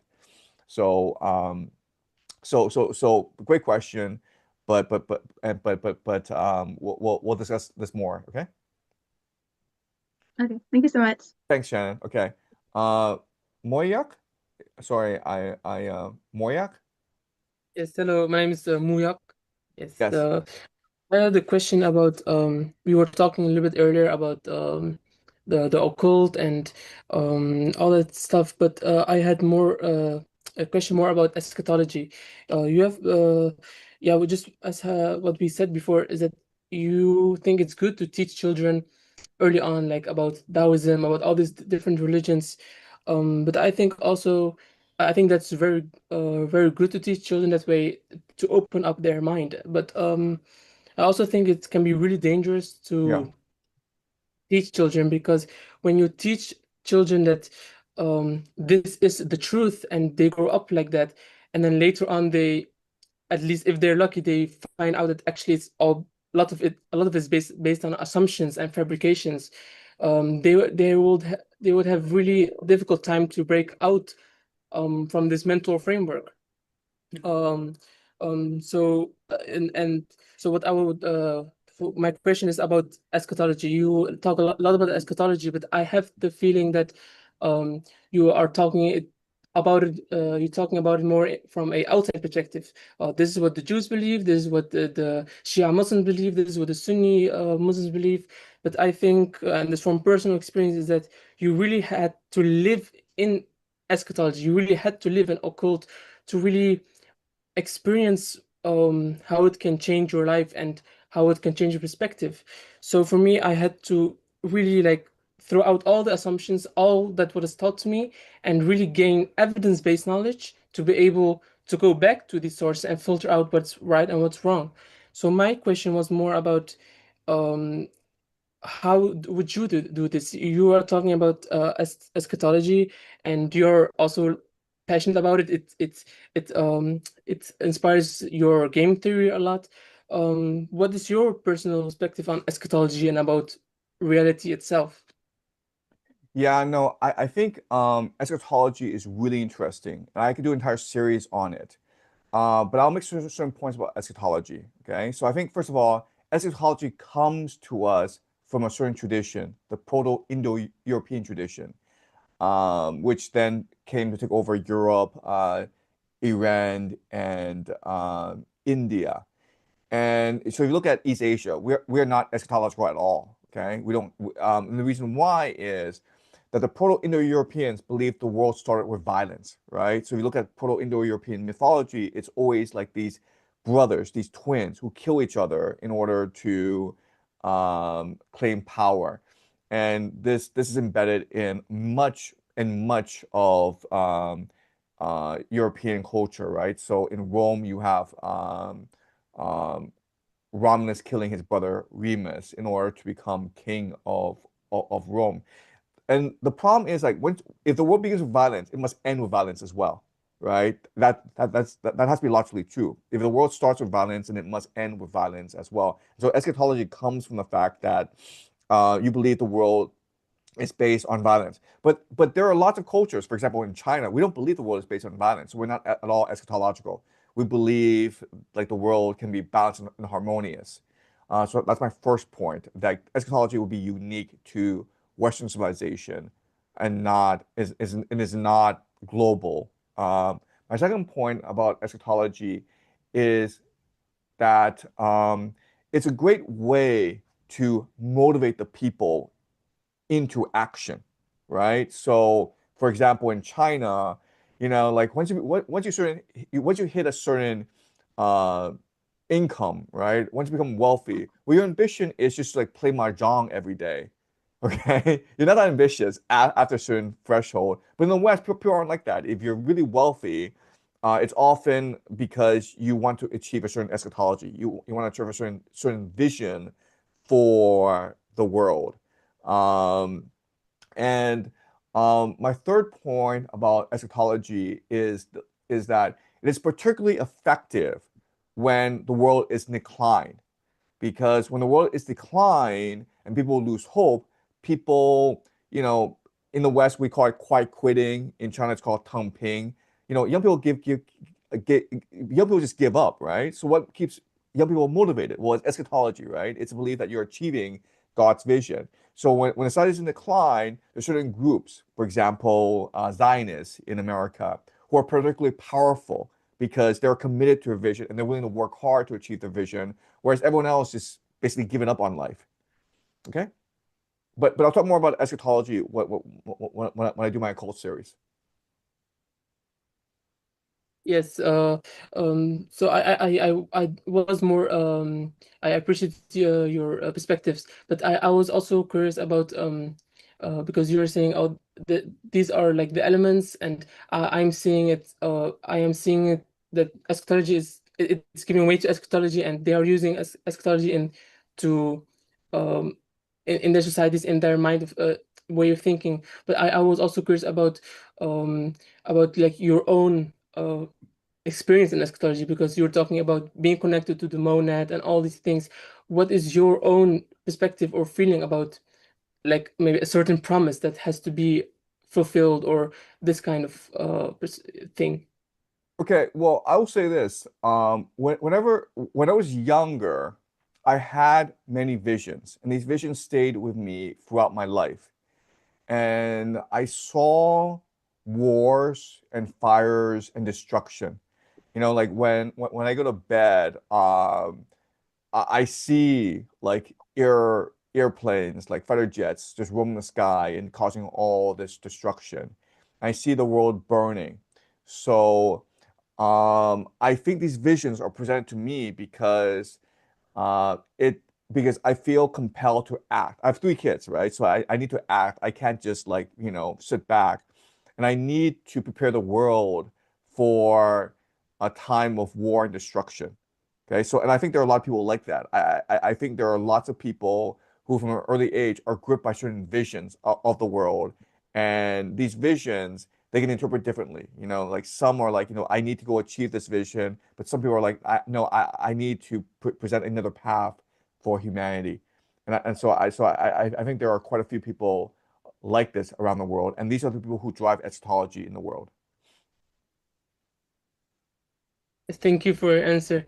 I had a very small other second question. Is Sure. about you were talking about having this plan of setting like schools, like educational institutions.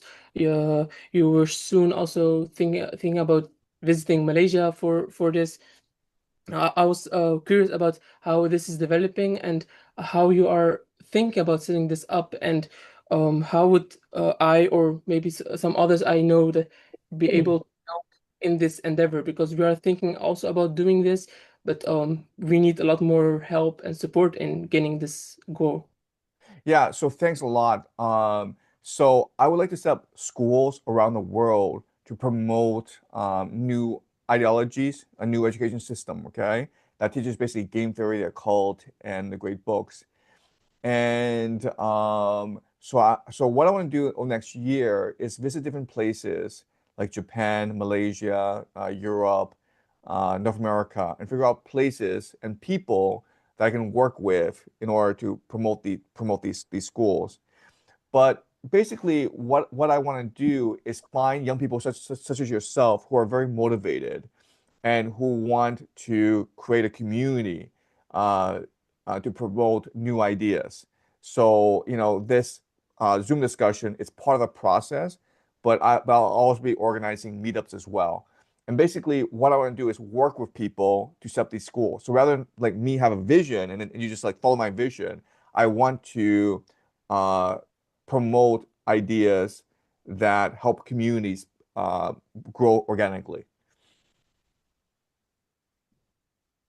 If my community is based in Malaysia, and so I was thinking if you before you go to Malaysia, maybe you can contact them and or maybe help this idea grow into reality. So Yeah, how would you be able to contact if that is the case? right. Yeah. So I want to do a YouTube series on education reform and how to build great schools. And I want to use this as a theoretical framework for new schools of the future. Originally, I was supposed to go with Sneeko to Malaysia last week, but it got canceled because it was just too rushed. And so Sneeko and I want to um, go to Malaysia together. We've already agreed to do that. We wanted to be as impactful as possible. So, we're in touch, and we will definitely visit you in Malaysia. And then we'll definitely have conversations in private about how to promote schools in Malaysia. Um, and we want to meet with people like the Prime Minister and get his endorsement. Basically, what I want to do is create schools that educate the future poets, intellectuals, and thinkers and educators of the world. Because that I think is the best hope for humanity. Yes, thank you very much. Thank you. Okay. Jonathan? Hi, Hey, Jonathan. hi, can you guys hear me? Yes, yes. Yeah, great. All right. Thanks a lot for this opportunity. Actually, um, Professor Jang, thanks for organizing this. Just, I was actually going to make a comment, but the previous commenter actually said something that really struck me. I was very interested in your alternative for your new education model. So a little bit about myself. I'm a coming at this from a different place. I'm a thoracic surgeon in Montreal. I work at Wow. McGill. Okay. I'm I'm an assistant professor and I have a lab. I do tumor immunology. And so, I mean, historically, I'm sort of coming at the world from a very materialistic point of view, Right. very reductionist point of view. And that's sort of how I got to where I am. But my last, I would say, decade in practice and probably 20 years of cancer research have really changed my worldview. And when I came across your videos, they really struck me. So, what does, your work and my work sort of overlap, have in common that really struck me? And what's interesting is, correct me if I'm wrong, but when I interpret, game theory and the predictions that you've made about the world as we live in it today, what I see is you're describing the world at scale, right? It's a different scale. And I think one thing that humans are really bad at is understanding different scales. Yes. And different rules apply to different scales. And one of the things that has really struck me about the natural world is that nature repeats over and over and over again. We're fractal, our biological system is fractal. So a lot of these macroeconomic and macro societal trends that you talk about are governed by the rules of game theory, and that has allowed you to make these very astute predictions and made you quite popular as a result. And I think this sort of systems thinking that you've put out into the world is huge. And it's something that I think is severely lacking in universities. Mm. These places, these bastions of of openness and education, I'm a little bit, I have to say, disappointed in many ways. And what I'm seeing is that we have a very reductionist view of the world. And what's relevant to me in my daily life, I treat cancer patients, I do surgery for cancer, and I see people struggle with this disease, and I do research with cancer, and I work with pharma and all these drugs. And what I see is predominantly failure, right? I think I'm sure a lot of you in this group have been touched by cancer in some way, by your family, and it's devastating. And I think what's sorely lacking is this concept of openness, systems thinking. We have to stop thinking of ourselves as little machines. These are living things, just us. And actually, if you look, and I've applied a lot of your thinking to my own research, and in my opinion, and what I have seen fundamentally and objectively is that if you apply systems thinking to biology, it is very informative. It opens up a whole new avenue of thinking and understanding things. And I think it's very relevant to, you said something like you want to influence people because that's the way forward for the world, to have this different approach, this openness to thinking, and that's the way forward. And I have to say, I agree with you 100%. I just find it extremely difficult to convey this. It's very hard to get people to change their way of thinking, even if it's a very minor perturbation in the way that we see the world, right? It's really hard to get people to accept a novel way of looking at things. Even my own students, sometimes they kind of look at me sideways, and then I end up right. And then, they have to get their degree, so I guess they have to listen to me to some extent. But how do you get your message out there? And when I heard you talk about setting up these schools or these alternative models of education, that really struck me as something that I personally would love to be a part of. I think this systems thinking, this idea of thinking at scale and applying rules that describe reality as it is, not as we necessarily want it to be, is so important to get out there. And I just wanted your commentary on that. No, thanks so much. Yeah. No, I really appreciate the comment. And I mean, I'm really serious about promoting these schools because, as you point out, it's really important for people to look at the world from a macro perspective. And that's why I want to teach game theory. I want to teach the occult. I want to teach the great books, on top of other subject matters as well. And as to my approach, I think what's really important is for us to have these conversations, right? Because now I understand like what who like who you guys are, and like what your thinking is, and this helps you better, create a much more concrete vision for these schools. I also think it's really important to be patient because, as you point out, these ideas are not commonly accepted. But I mean, like 2 years ago, you know, uh, it would have been unimaginable to me that I'd be this popular today. Like 2 years ago when I started this YouTube channel, I was like, my ambition is to have 5,000 subscribers. Okay. So the way the world has changed has just bogged my mind. And I'm pretty confident that in 2 years' time, the world is going to change a lot as well. And, I'm continuing to make these predictions, right? So I got lucky. I made three predictions that Trump would win, that Trump would start a war against Iran, and that Trump would lose this war. And all three predictions have turned out to be correct. But it's easy for people to say this is all a fluke, right? Like who cares, right? You just got lucky. You won the lottery, right? So I want to continue to make predictions and show, no, my theories, my framework has validity, right? So I continue to make these predictions. I think Trump will get a third term. I think that there'll be a national draft in America. I think, Europe is going to go to war against Russia. And so this is a way for the world to validate my ideas, right? If I'm truly a crazy person, then I'm going to be completely wrong. But my theories are going to continue to be correct, then that gives validity to my ideas. And so maybe you should start adopting my ideas. And I see myself as first and foremost an educator. I see myself first and foremost as trying to spread wisdom and enlightenment to the world. So that's my approach, to continue to meet people such as yourself and everyone in this group, to try to collectively come up with a concrete vision for how to reform education in the world, and also for me to continue to make these predictions to showcase my framework.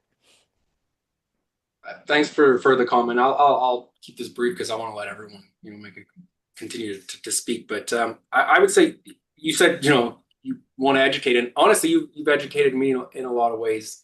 When I look at this application of systems thinking, and I've really come to appreciate this concept of the best predictor of future behavior is past behavior. That's sort of an adage that has existed for a long time, and we just sort of say it. It's almost a cliche, right? But it's not. In reality, what you're describing, what I see when you describe things is if you take nature or the state of whatever you are talking about right now, as it stands today, the past, right? There's only a certain number of possible futures that are possible. Yeah. And you're describing it. And so, I don't think you're getting lucky. You're describing a limited set of possibilities that exist if you understand the world as a complex system. And I think that's what you've done. And so I want to congratulate you. And it's been very, very inspiring to somebody like me. And I've been able to apply that across my work, which I didn't think I would get to at this point, right? It's like a very reductionist point of view. It's a very conservative environment, and it's very difficult to bring in, so oddly enough, bring in new ideas into science. It's actually very difficult to do. So thank you for that. And yeah, I would love to be a part of any educational endeavors you have in the future. And I hope to keep coming to these kinds of things as they keep going. So, thanks. Thank you so much, Jonathan. Thank you. And I hope to be in Montreal back in the fall. Like I'm from Toronto originally, so let's try to meet up in Montreal. Absolutely. I'll reach out. I'm in McGill, so anytime, and I live in the Plateau. So. Thanks so much.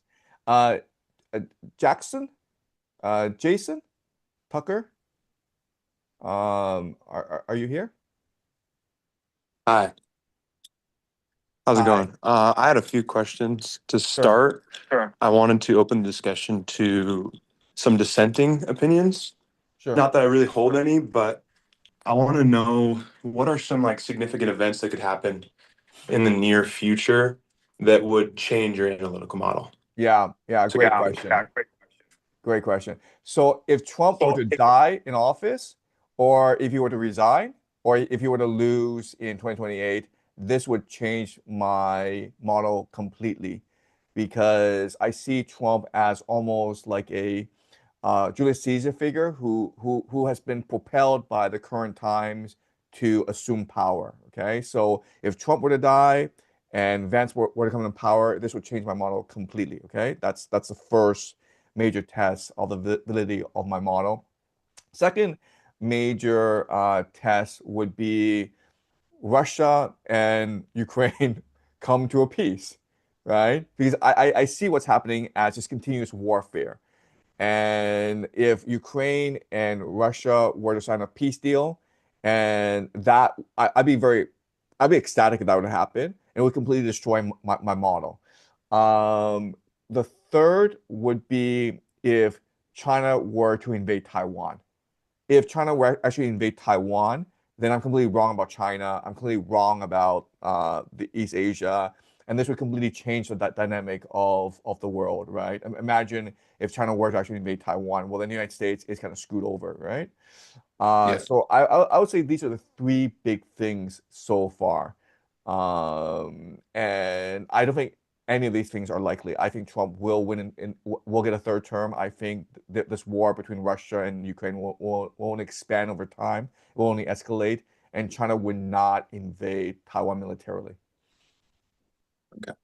And in these scenarios, although unlikely, do you have is this a shift in your thinking? Do you have a different path forward in these scenarios, or is it just open water at that point? Yeah, great question. Okay. So if Trump were to die in office, then this would radically shift my model, because right now I think I'm using a lot of occult theory in understanding geopolitics. And if Trump were to die in office, then I think the materialist viewpoint would be much more valid. And I think the world would be much more random than I assume it to be. So if Trump were to die in office, then I would have to radically reconceptualize the way I understand the world. Okay, so that's Trump. If Russia and Ukraine were to sign a peace deal, then my very understanding of how the world works, it fails. I would have to like start from scratch if Russia and Ukraine were to come to a peace deal, because I can't see a scenario in my current framework in which they come to a peace, an everlasting peace. Okay, so I would have to start from scratch. And then if China were to invade Taiwan, then I would need to completely reconceptualize how I understand China. Because from my perspective, it is impossible for China to go invade Taiwan militarily. The culture doesn't allow it, the bureaucracy doesn't allow it, the political system doesn't allow it. And so honestly, I'll be honest with you, if China were to invade Taiwan, I'd be very impressed with China. I really would be. Yeah. Okay. Awesome. And then another question I had is, we talk a lot about like Plato's allegory of the cave and a collective consciousness. And you have mentioned in previous lectures that there are some sciences do that are starting to like lead into this direction, specifically neuroscience. Yes. And I have a basic understanding of quantum theory or string theory. Do you think these are other like physics that point to this conclusion as well? I And think what are your so. thoughts on that? I would not be surprised in the next like 5 years. There's this major consensus emerging in mainstream science that says that, yeah, I mean, Plato's allegory of the cave is completely right. Like the world is what we imagine it to be. And you already have a minority within neuroscience which argues this point. And their argument is basically the universe is a simulation. Yeah. It's a simulation, right? It's a projection of imagination. So I think this will be the economic consensus in a very short time, like maybe the next 5 to 10 years. Yeah. Thank you. And then my last question, kind of connecting back to some other points where people are asking you for book recommendations.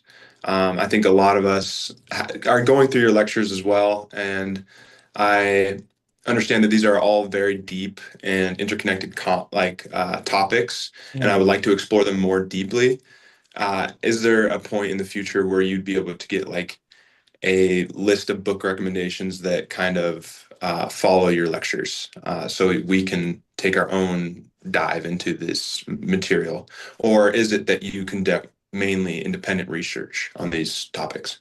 Yeah, so if you go back to my civilization series, I list books as sources. And on my Substack, if you go back to an early Substack essay, I will have book recommendations Okay, on my thank you. Substack. Yeah. I missed that. I apologize. No worries, no worries. Yeah. Okay. And that's all I have. Okay, great. Okay. Karina? Thank you. Oh, and Cassie has the link to the reading list. So yeah, in the chat. Okay. Karina? Hi, yes, can you hear me? Yes, go ahead. All right, thank you for taking my question. I have been watching you for quite some time, and I kind of got to this point of like reasoning from some of your videos. You talked about how Hollywood is kind of implicated in a lot of, I guess, like the movies that they make, they kind of show or depict ideas that they want society to follow before, things happen. As well as, like the government, like doing like false flag events and stuff like that. And I remember one video you talked about how like one, idea would be like if they really wanted to do something that was like all eyes were on it, it would be the FIFA World Cup games because everyone's watching.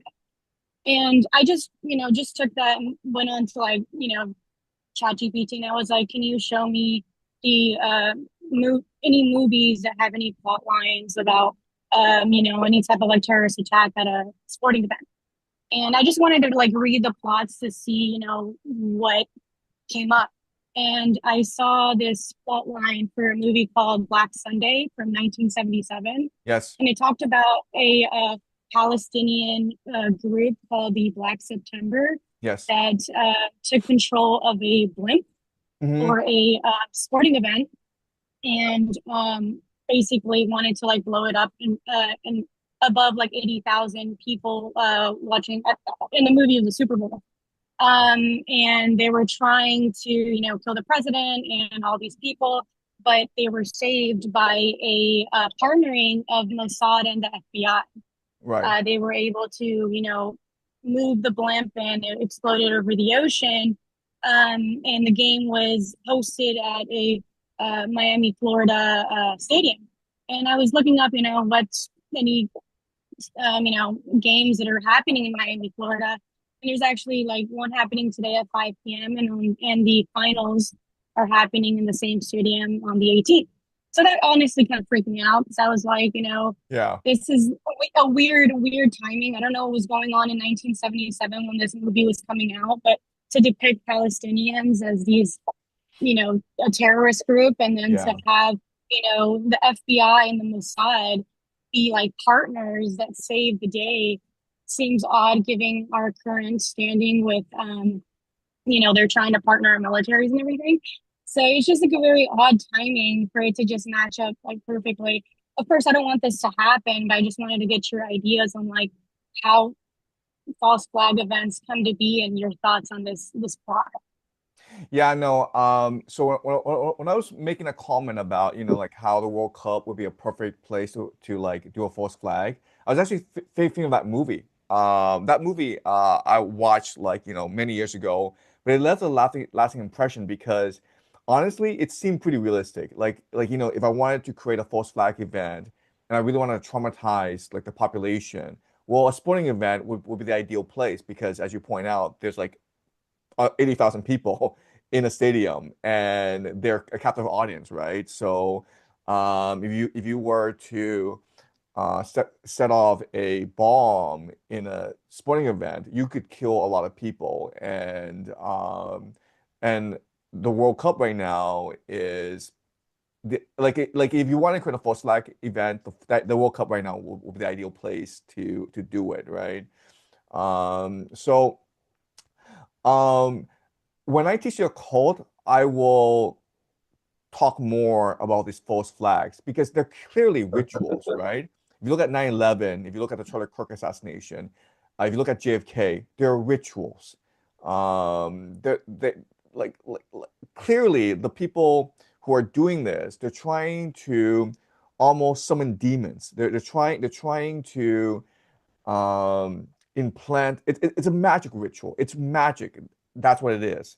So the involvement of Hollywood, um, it's speculative. I don't really know, but I will point out that um, Hollywood is heavily penetrated by Mossad, right? So, like I saw on Twitter, like when Messi got married at age 30, it was the Israelis, the Mossad, who provided security for that wedding, right? And if you just go into like Hollywood and you look at who these bodyguards are for these A-list actors like Brad Pitt, they are Mossad, they are IDF, they are people who are very closely affiliated with the state of Israel. So does that translate into predictive programming? Does it mean that Mossad and Israel will get really favorable coverage in Hollywood and in television? I think absolutely. So the connections are there, and how they actually work is something that I'm still working on. Any more questions, Karina? Well, does that make sense?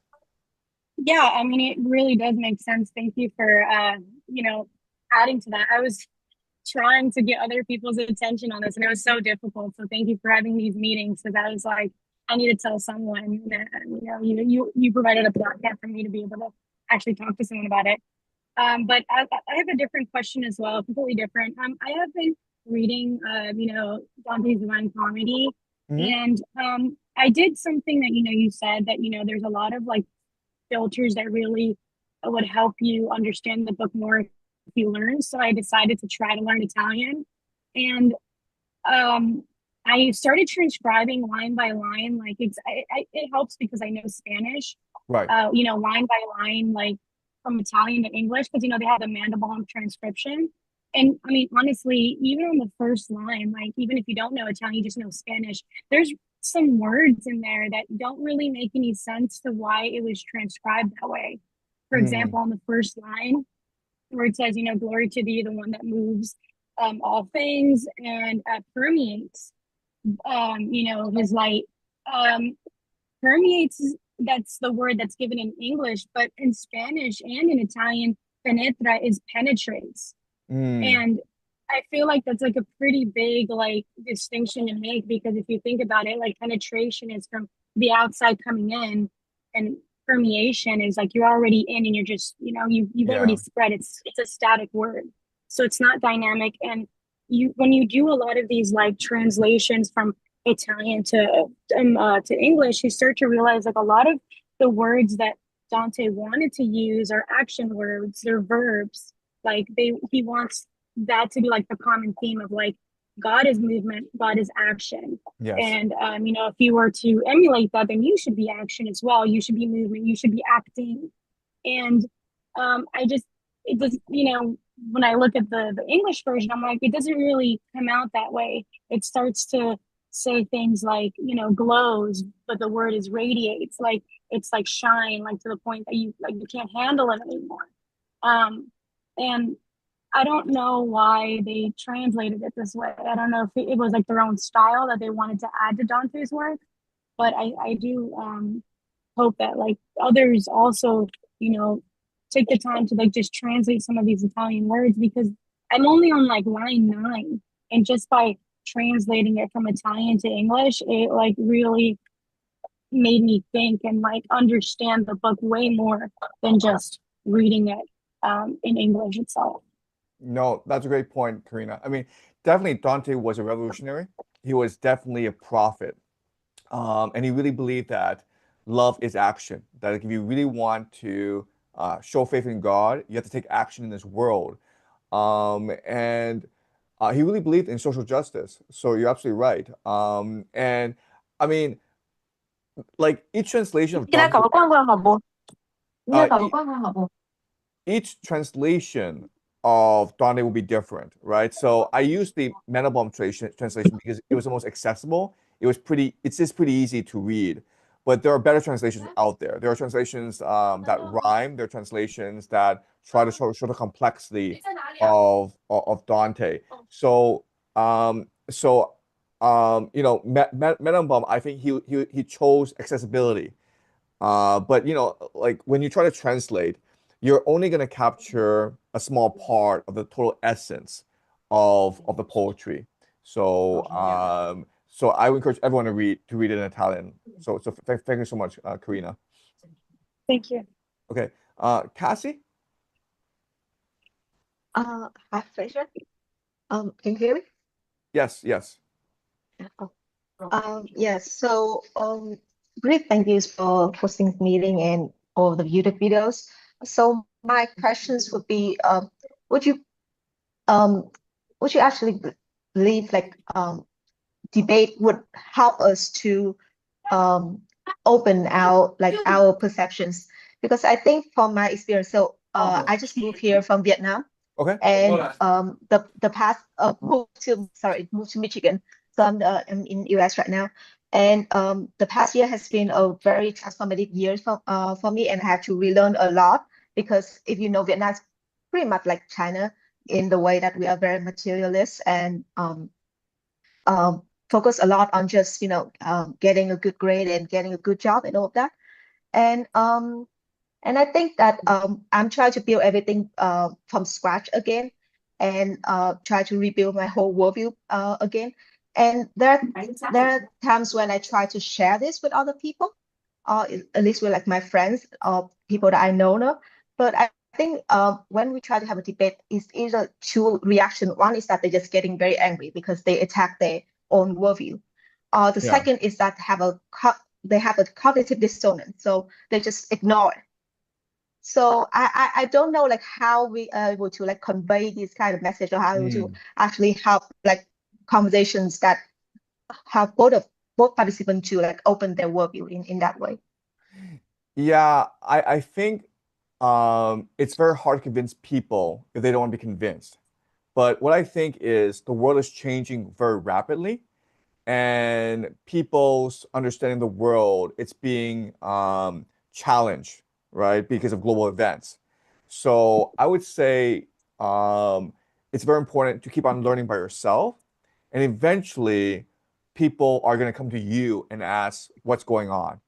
And when they open their hearts, when they're ready to listen and you speak, you'll have impact. But right now, what's really important is to keep on learning by yourself and to really develop your own unique worldview. And that's what I'm doing, where I want to travel a lot. I want to talk to you and others on this call. And I just want to keep on learning. So like when people come to me, I'll have more answers for them. I see. Yeah, I think that's also speak to like my next question, because when we're in Dante, we have that um part in Paradiso talking about the Francis and the Dominicans. Dominican, right? Yeah. When yeah, and in the way that they also try to do something good, they want to go out and act. I think that is the spirit right now, that there's a lot of people who want to act, but they also kind of see the world around them is that somehow all of this goodwill just turn into a bad thing. Yes. Somehow they're gonna be tricked again, and God, like, Yes. everybody just turn out to be one. They just want power again. So it's feel very demotivated to actually act on it, and you become like kind of like paralyzed in just try to live by. So do you have any like suggestions or any advice on that? Yeah, I think it's very important to take a long-term approach. So rather than be like, like I want to impact the world today, um, I think it's very important to keep on learning, develop your own skills to try to get involved in the community. And when the time is right, then people will naturally look to you for leadership and for advice. So I think it's very important to just keep the faith, to think long term, and be patient. Thanks. Okay. Thank you. Yeah, and sorry, it's just the last questions. It's actually I want to ask about how you conduct your research, in order to actually help learning by yourself, right? But there's a lot of resource out there, Yes. and there are a lot of different opinions and all of that. And I would want to ask like how we'll be able to conduct, for example, any sources that you tend to like gear toward. There are any particular person or scholars or any places that you tended to gather resource for to actually form a framework, like able to actually learn that able to advance your learning, not just try to run in a whole discourse about everything. Yeah. So I try to be very wide in my research. So I like listening to like Jimmy Dore, the Jimmy Dore Show. I like listening to Tucker Carlson. I like listening to Candace Owens, because they will raise questions and topics that I'm not familiar with. And this will encourage my own research. So people like David Icke, Candace Owens, they mentioned Sapien Francus. And so I'm just curious, like, who are these people, and start doing my own research. But it's really important to be as open-minded as possible and to engage with people who you disagree with, and to really like try to expand your comfort zone. So rather than just like look for people who tell you what you already know, look for people who tell you things that you may disagree with or you may not know. Okay, got it. Thank you so much. That's my Thanks, last Cassie. question. Okay, Andy, Andy. Hi. Hi. Hello. Can Yes, you hear me? I can hear you fine. Oh, lovely. Lovely. Thank you so much.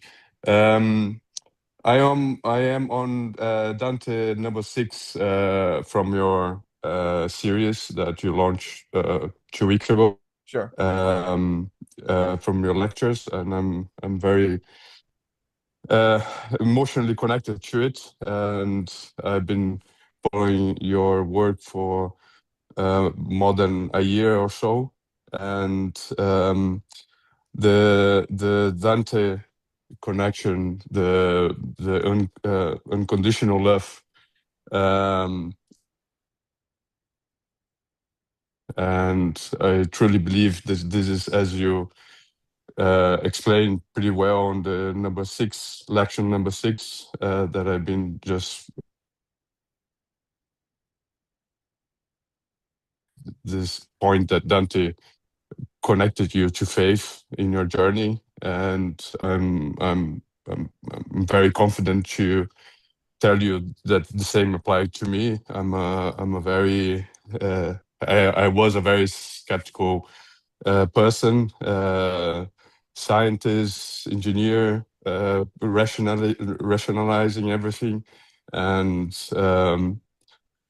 your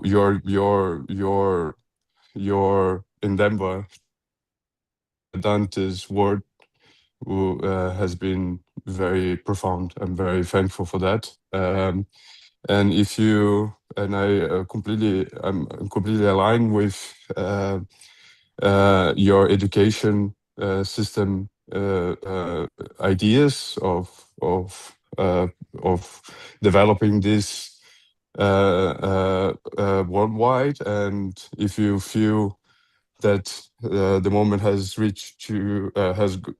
approached to move to South America, Brazil, will be very happy to host you. And I'm here doing my bit, spreading your message as much as I can. Even though Brazilians speak Portuguese, it's very hard for them to connect with English. And I'm very thankful that I spent many years in Europe, which got me to a connection with English that I'm confident to understand your message.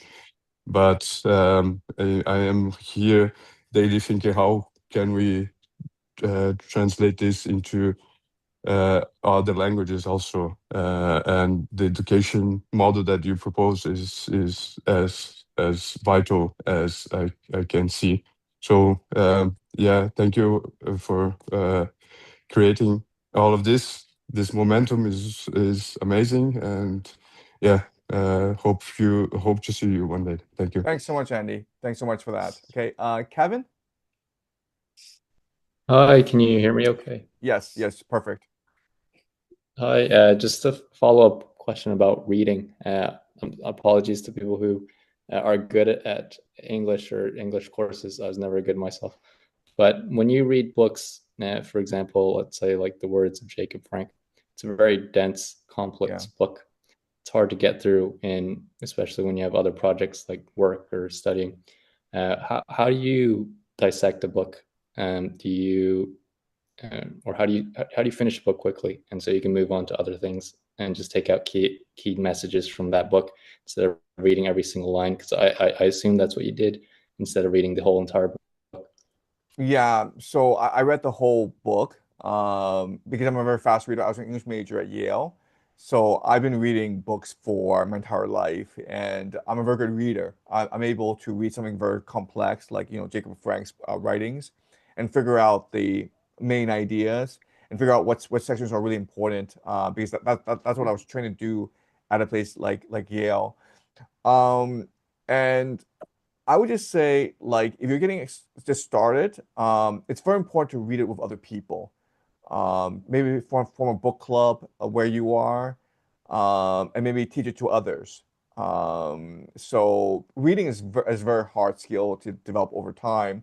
And I would just suggest that before you tackle on hard text, you might just start to get in the habit of just reading for pleasure, right? So every hour or 2 hours, just read for fun. And it could be, comic books, it could be Stephen King, Harry Potter, it doesn't really matter. But once you train your mind on how to read, your mind is going to subconsciously pick up a lot of really important details when you encounter complex text. Thank you. Okay. Do you have any more questions, Kevin, or follow up? I guess just follow up, like, so I assume you stay away from other people out there already that's analyzed the work. You like to read it yourself originally before you do that. Yeah, I mean, well, I'm a very good reader, so I'm able to just read it myself and figure out what's going on. But you're absolutely right in that, like if you're just starting off, it's actually pretty good to just read what the scholars say about the text. And it's a very good overview. You might even want to talk to ChatGPT and just get a brief summary of the text. Yeah. Yeah, that's it. Thank you. Okay, thanks a for lot, hosting Kevin. this. AGM? Yeah, AGM. hi, how are you? Good. Just a quick one from my end. You've spoken about several eschatologies in your courses and in your videos that might or might not happen in the future. Among them, is Russian eschatology. There's a Jewish eschatology with the Pax Judaica. There's the Islamic eschatology with the Iranian it's Shia Islam. There's also the American technate as well. Are these essentially zero sum game in your point of view, or can they happen generally at the same time or not? Yeah, that's a great question. And I think it's not zero sum. I think it's perfectly possible to achieve all eschatologies, right? Because if you look at the major ones, America achieves a technate. Then you have Israel achieve Pax Judaica, the Great Israel Project. Russia achieves the Third Rome Prophecy. And then Iran achieves its eschatology, which is basically Pax Islamica. And these things are not actually in conflict with each other. They can coexist at the same time. And what I will say is that maybe in the future, you have many different systems exist in parallel with each other. I see. And just a quick follow up with that, like when you're taking a look at the macro, and then when in some of the lectures that you have, you also talk about the kind of the micro, like to just introduce yourself to your neighbors, etc., etc., and just to take those steps to kind of get ready for what is to come. The kind of link that, or the stretch to take from the micro to the macro. It's quite challenging, I'd say. So what would be like your advice over there?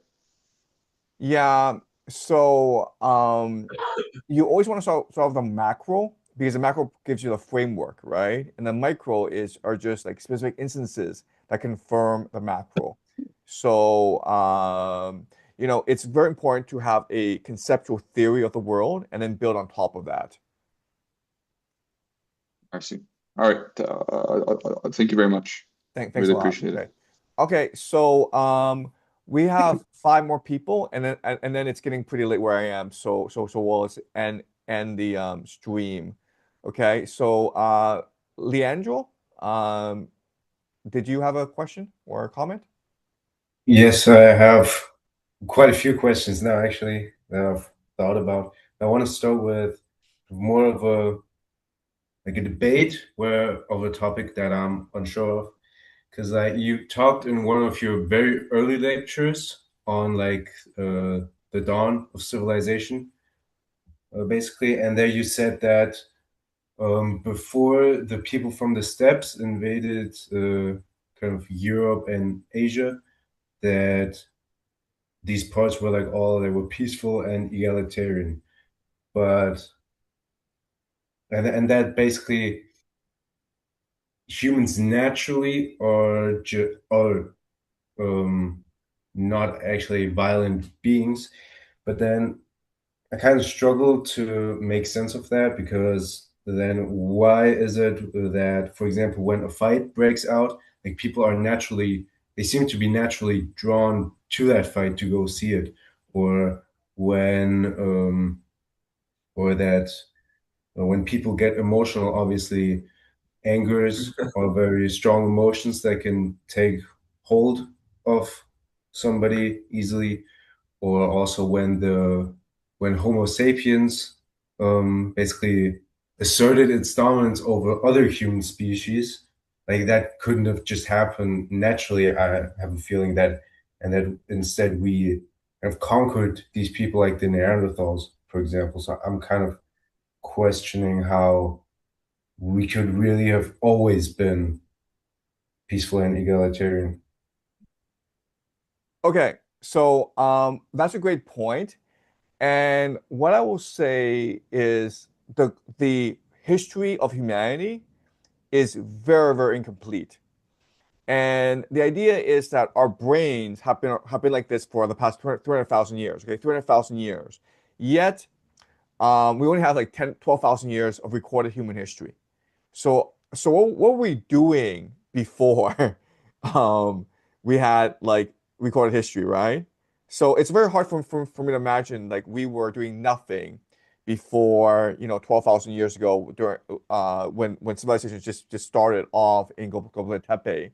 So that's my first point. Second point is there's a lot of evidence that there are these hidden civilizations from us that we've never really fully investigated. Okay, so Göbekli Tepe is one example, but also like if you go to the Amazon, it's clear when you do like this survey of the Amazon, it seems as though the Amazon was made by another civilization. It was not the Amazon is not a natural thing. It was cultivated. It was designed. Okay, so let's say Amazon. Then you have these megaliths all around the world. Like if you go to Antarctica, there are regions where you cannot access, but where a lot of people believe that there was also a previous civilization. Then there's talk of like Atlantis, right? So I think that our traditional way of understanding the beginning of humanity, I think it's very problematic, and I think that over the next few decades, I think a new understanding of our history will emerge. And quite honestly, I also want to teach a course, do a lecture series on humanity, on like where we came from, and on these ancient civilizations like Atlantis.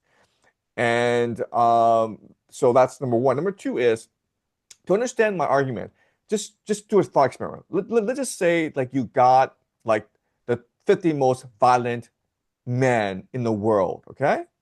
And these are mass murderers, they're criminals. And you put them on a desert island. What would they do? I mean, like you could say, well, they're violent, so they'll just kill themselves. But I mean, you could also argue, well, there's 50 of them, and they need to work together, or they're all going to die.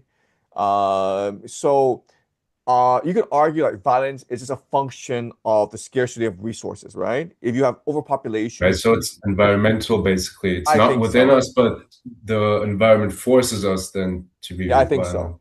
Yeah, I Yeah. think so. That's what I would argue. Okay. Okay, so it's really first of all that the history is just unclear enough to really fill in all the gaps of our understanding, Yeah. and that like if we humans existed in a vacuum, then we wouldn't be violent. Then we wouldn't be so violent because there would be nothing like there would be no emotions that would be that the environment would trigger in us basically. Okay, that makes a little more sense, yeah. Right. Yeah. Yeah. So I think over the next 20 years, there's going to be like a radical um, reworking of primitive human history. I think there'll be a lot of research, a lot of new discoveries that challenge the traditional framework that we have. Yeah, and I also have just two real quick questions as well on reading again, and that is how much time do you spend like reading a day, like currently or in the past, and like how often also do you reread something like for like if you want to refresh your mind either, or if you want to get like look at something from a new perspective, like how do you go on? And this can also be applied to not just reading on, for example, history or religious stuff, but also geopolitical research, like all kinds basically. Yeah. So I try to do 1 or 2 hours a day, and it's really good practice. And I'm blessed with really strong memory, so I usually remember what I read.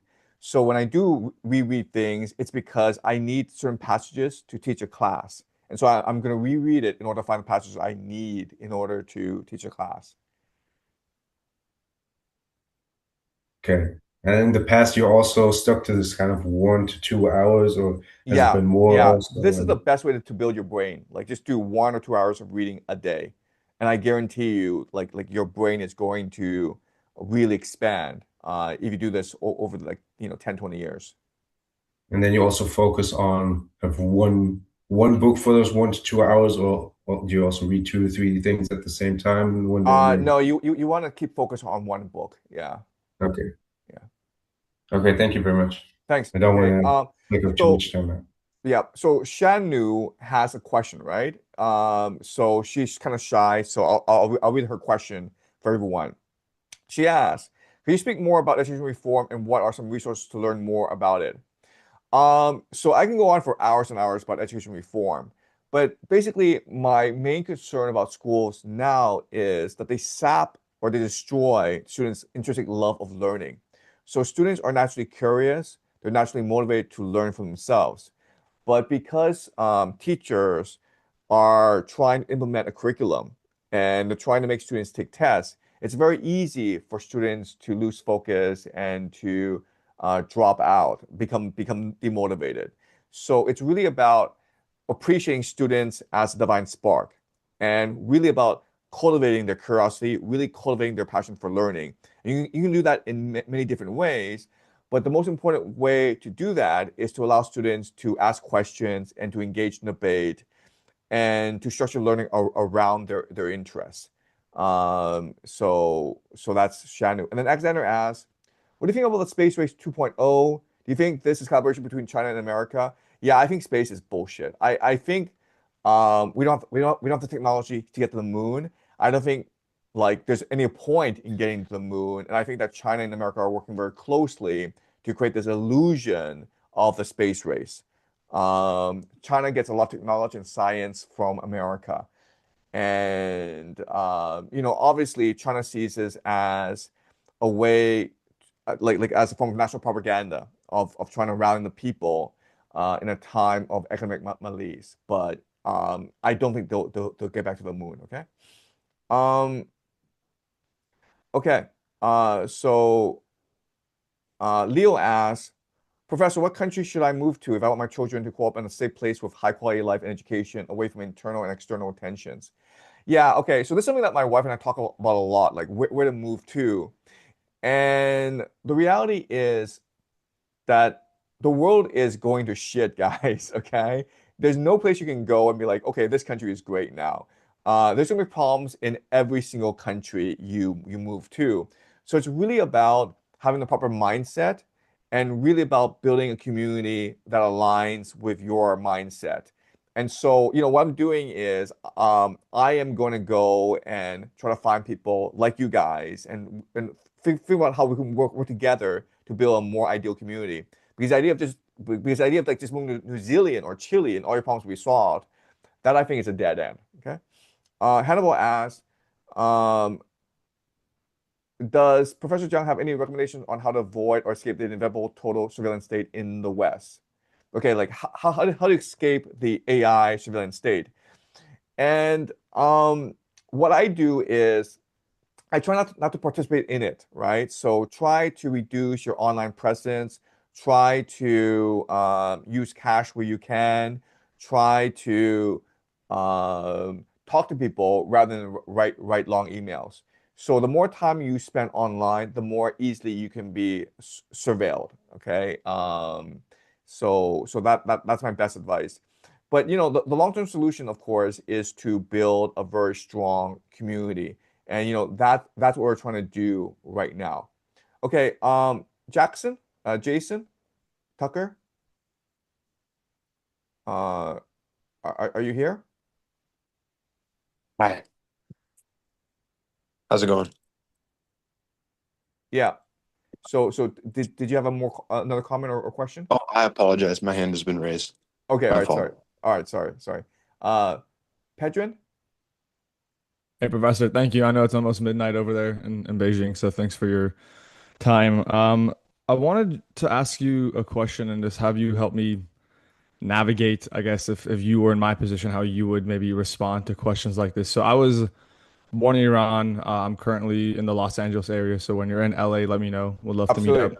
Absolutely. And one thing I struggle with is I would say probably the biggest portion of the Iranian diaspora is in Southern California, and other parts of America, but Southern California specifically. And I have a tough time with most of my peers, especially my age range, cheering for the bombings, let's say, and other things like that. So I guess how do you navigate the mixed eschatology in Iran? Meaning, I have friends who are like, hey, 4,000 years ago was Aryan. And then it was Zoroastrianism. And then it's, Shia Islam. Is it cynical to ask, like, what is Iran or any country? Like, is it one or the other? Is it, to your point earlier, the world is what we imagine it to be? Is it just whoever's empowered is kind of like picks whichever one they want? The victor, his story, they write history. So what is your thought on that? How would you approach that, answer that? I just have a tough time wrestling with that kind of question and thought. Yeah, I mean, I would just say the world is what you make of it. If you really believe in your vision, you have to like think long term. You have to spend 50 years, 100 years to achieve your vision. And those who are going to work hard, those who are willing to fight and sacrifice their lives to achieve their vision will do so. So the people in power anywhere in the world are there because they're willing to die for what they believe in. They're willing to do whatever it takes to obtain the power. Absolutely beautiful. And if I could just have a follow-up question, thank you for Sure. that, is how imminent do you think, based on this current game theory view, right, assuming nothing crazy changes, right, and it kind of stays its course, how imminent is a civil war in Bahrain, which would, in a way, kind of expand the proxy Yeah. net of Iran? How does that look like? I think Bahrain's a country that most people don't think about. If you go ask Yeah. like 100 people, they might not even know where it is on a Yeah. map. Yeah. Uh, what do you think about that? Yeah, no, you're absolutely right. So Bahrain is a powder keg because it's majority Shia and it's ruled by a Sunni minority. So the people are very sympathetic towards the Iranians, and the leadership, the elite, are extremely corrupt and very unpopular. So you're absolutely right in that a civil war will break out sooner or later. I can't tell you the time frame because um, um, America and Israel can still, suppress the people if a civil war breaks out. But I think that, once America sends in ground troops into Iran, then all bets are off. Then I think like, the entire region may burn. I also point out that eventually what's going to happen is the Al-Aqsa Mosque will be destroyed. And this is going to cause a huge conflagration throughout the Muslim world. So a lot of people are expecting it. Israel has signaled that it will be destroyed at some point, and it's all part of the wider eschatology. False flag. Thank you. Yeah, yeah. Fred, then Dominique. Yes, question here. It kind of goes similar with Hannibal there. With what we're kind of seeing on the surveillance side happening in Kenya, you've touched briefly on Peter Thiel as well and kind of what he's doing there in Argentina. And I was wondering if you could kind of go into a little bit of the context that he's trying to create there based on what you've seen so far. Yeah, so I don't know enough about Argentina, but I know Peter Thiel wants to create the network state, right? So basically, like the way he thinks, he's very strategic. He's like, I made all this money. But how do I translate this money into power, into long-term power? Well, basically, I need to create my own society and have people treat me as a god, right? And I need AI surveillance in order to control the people. And so he needs to figure out where in the world he can actually implement this vision. And there's certain places in the world, right? So for example, Gaza is a perfect test case, right? Because it's been flattened, it's been destroyed. The people are essentially prisoners, and the Israelis are an occupation army. So it's possible for him to try out his theory in Gaza. Argentina is also another test case scenario because the government there is very friendly towards Peter Thiel, and it's a very rich country, but the economy isn't doing so well. So a guy like Peter Thiel will try to look at different possibilities. He's also looked at something called seasteading, which is like to have your own city in the oceans, far away from other nations. So he's gonna, like, he's a venture capitalist, right? He's not gonna put all his money in one basket. He's gonna spread everything out, and he's gonna figure out, what is going to have the most impact and generate the best ROI. So that this will be his approach. Thank you. That makes sense. Further, seems like further auditions to come that he'll kind of Exactly. try in different areas. I appreciate it. That's exactly right. And also Australia is a possibility as well, right? So Peter Thiel is a very flexible guy. Okay. Dominic? Yes, I quickly have just a couple of questions that are more occult related. Sure. And we have seen that, I don't remember in what one of the latest lectures in game theory, you said that with AI and all these new technologies, they are trying to summon demons, and then they're explicitly declared it. They not even try to keep it hidden, and there are all these things going on. So we have always referred to these beings like gods, demons, angels, like external beings.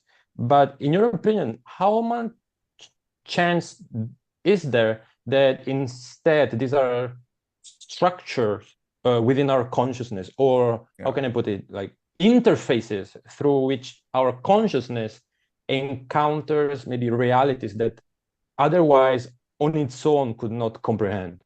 Yeah, no, I agree with that. And if you look at people on psychedelics, they say the same thing where, like on psychedelics, their minds open, and they encounter all these demons and angels they wouldn't have before.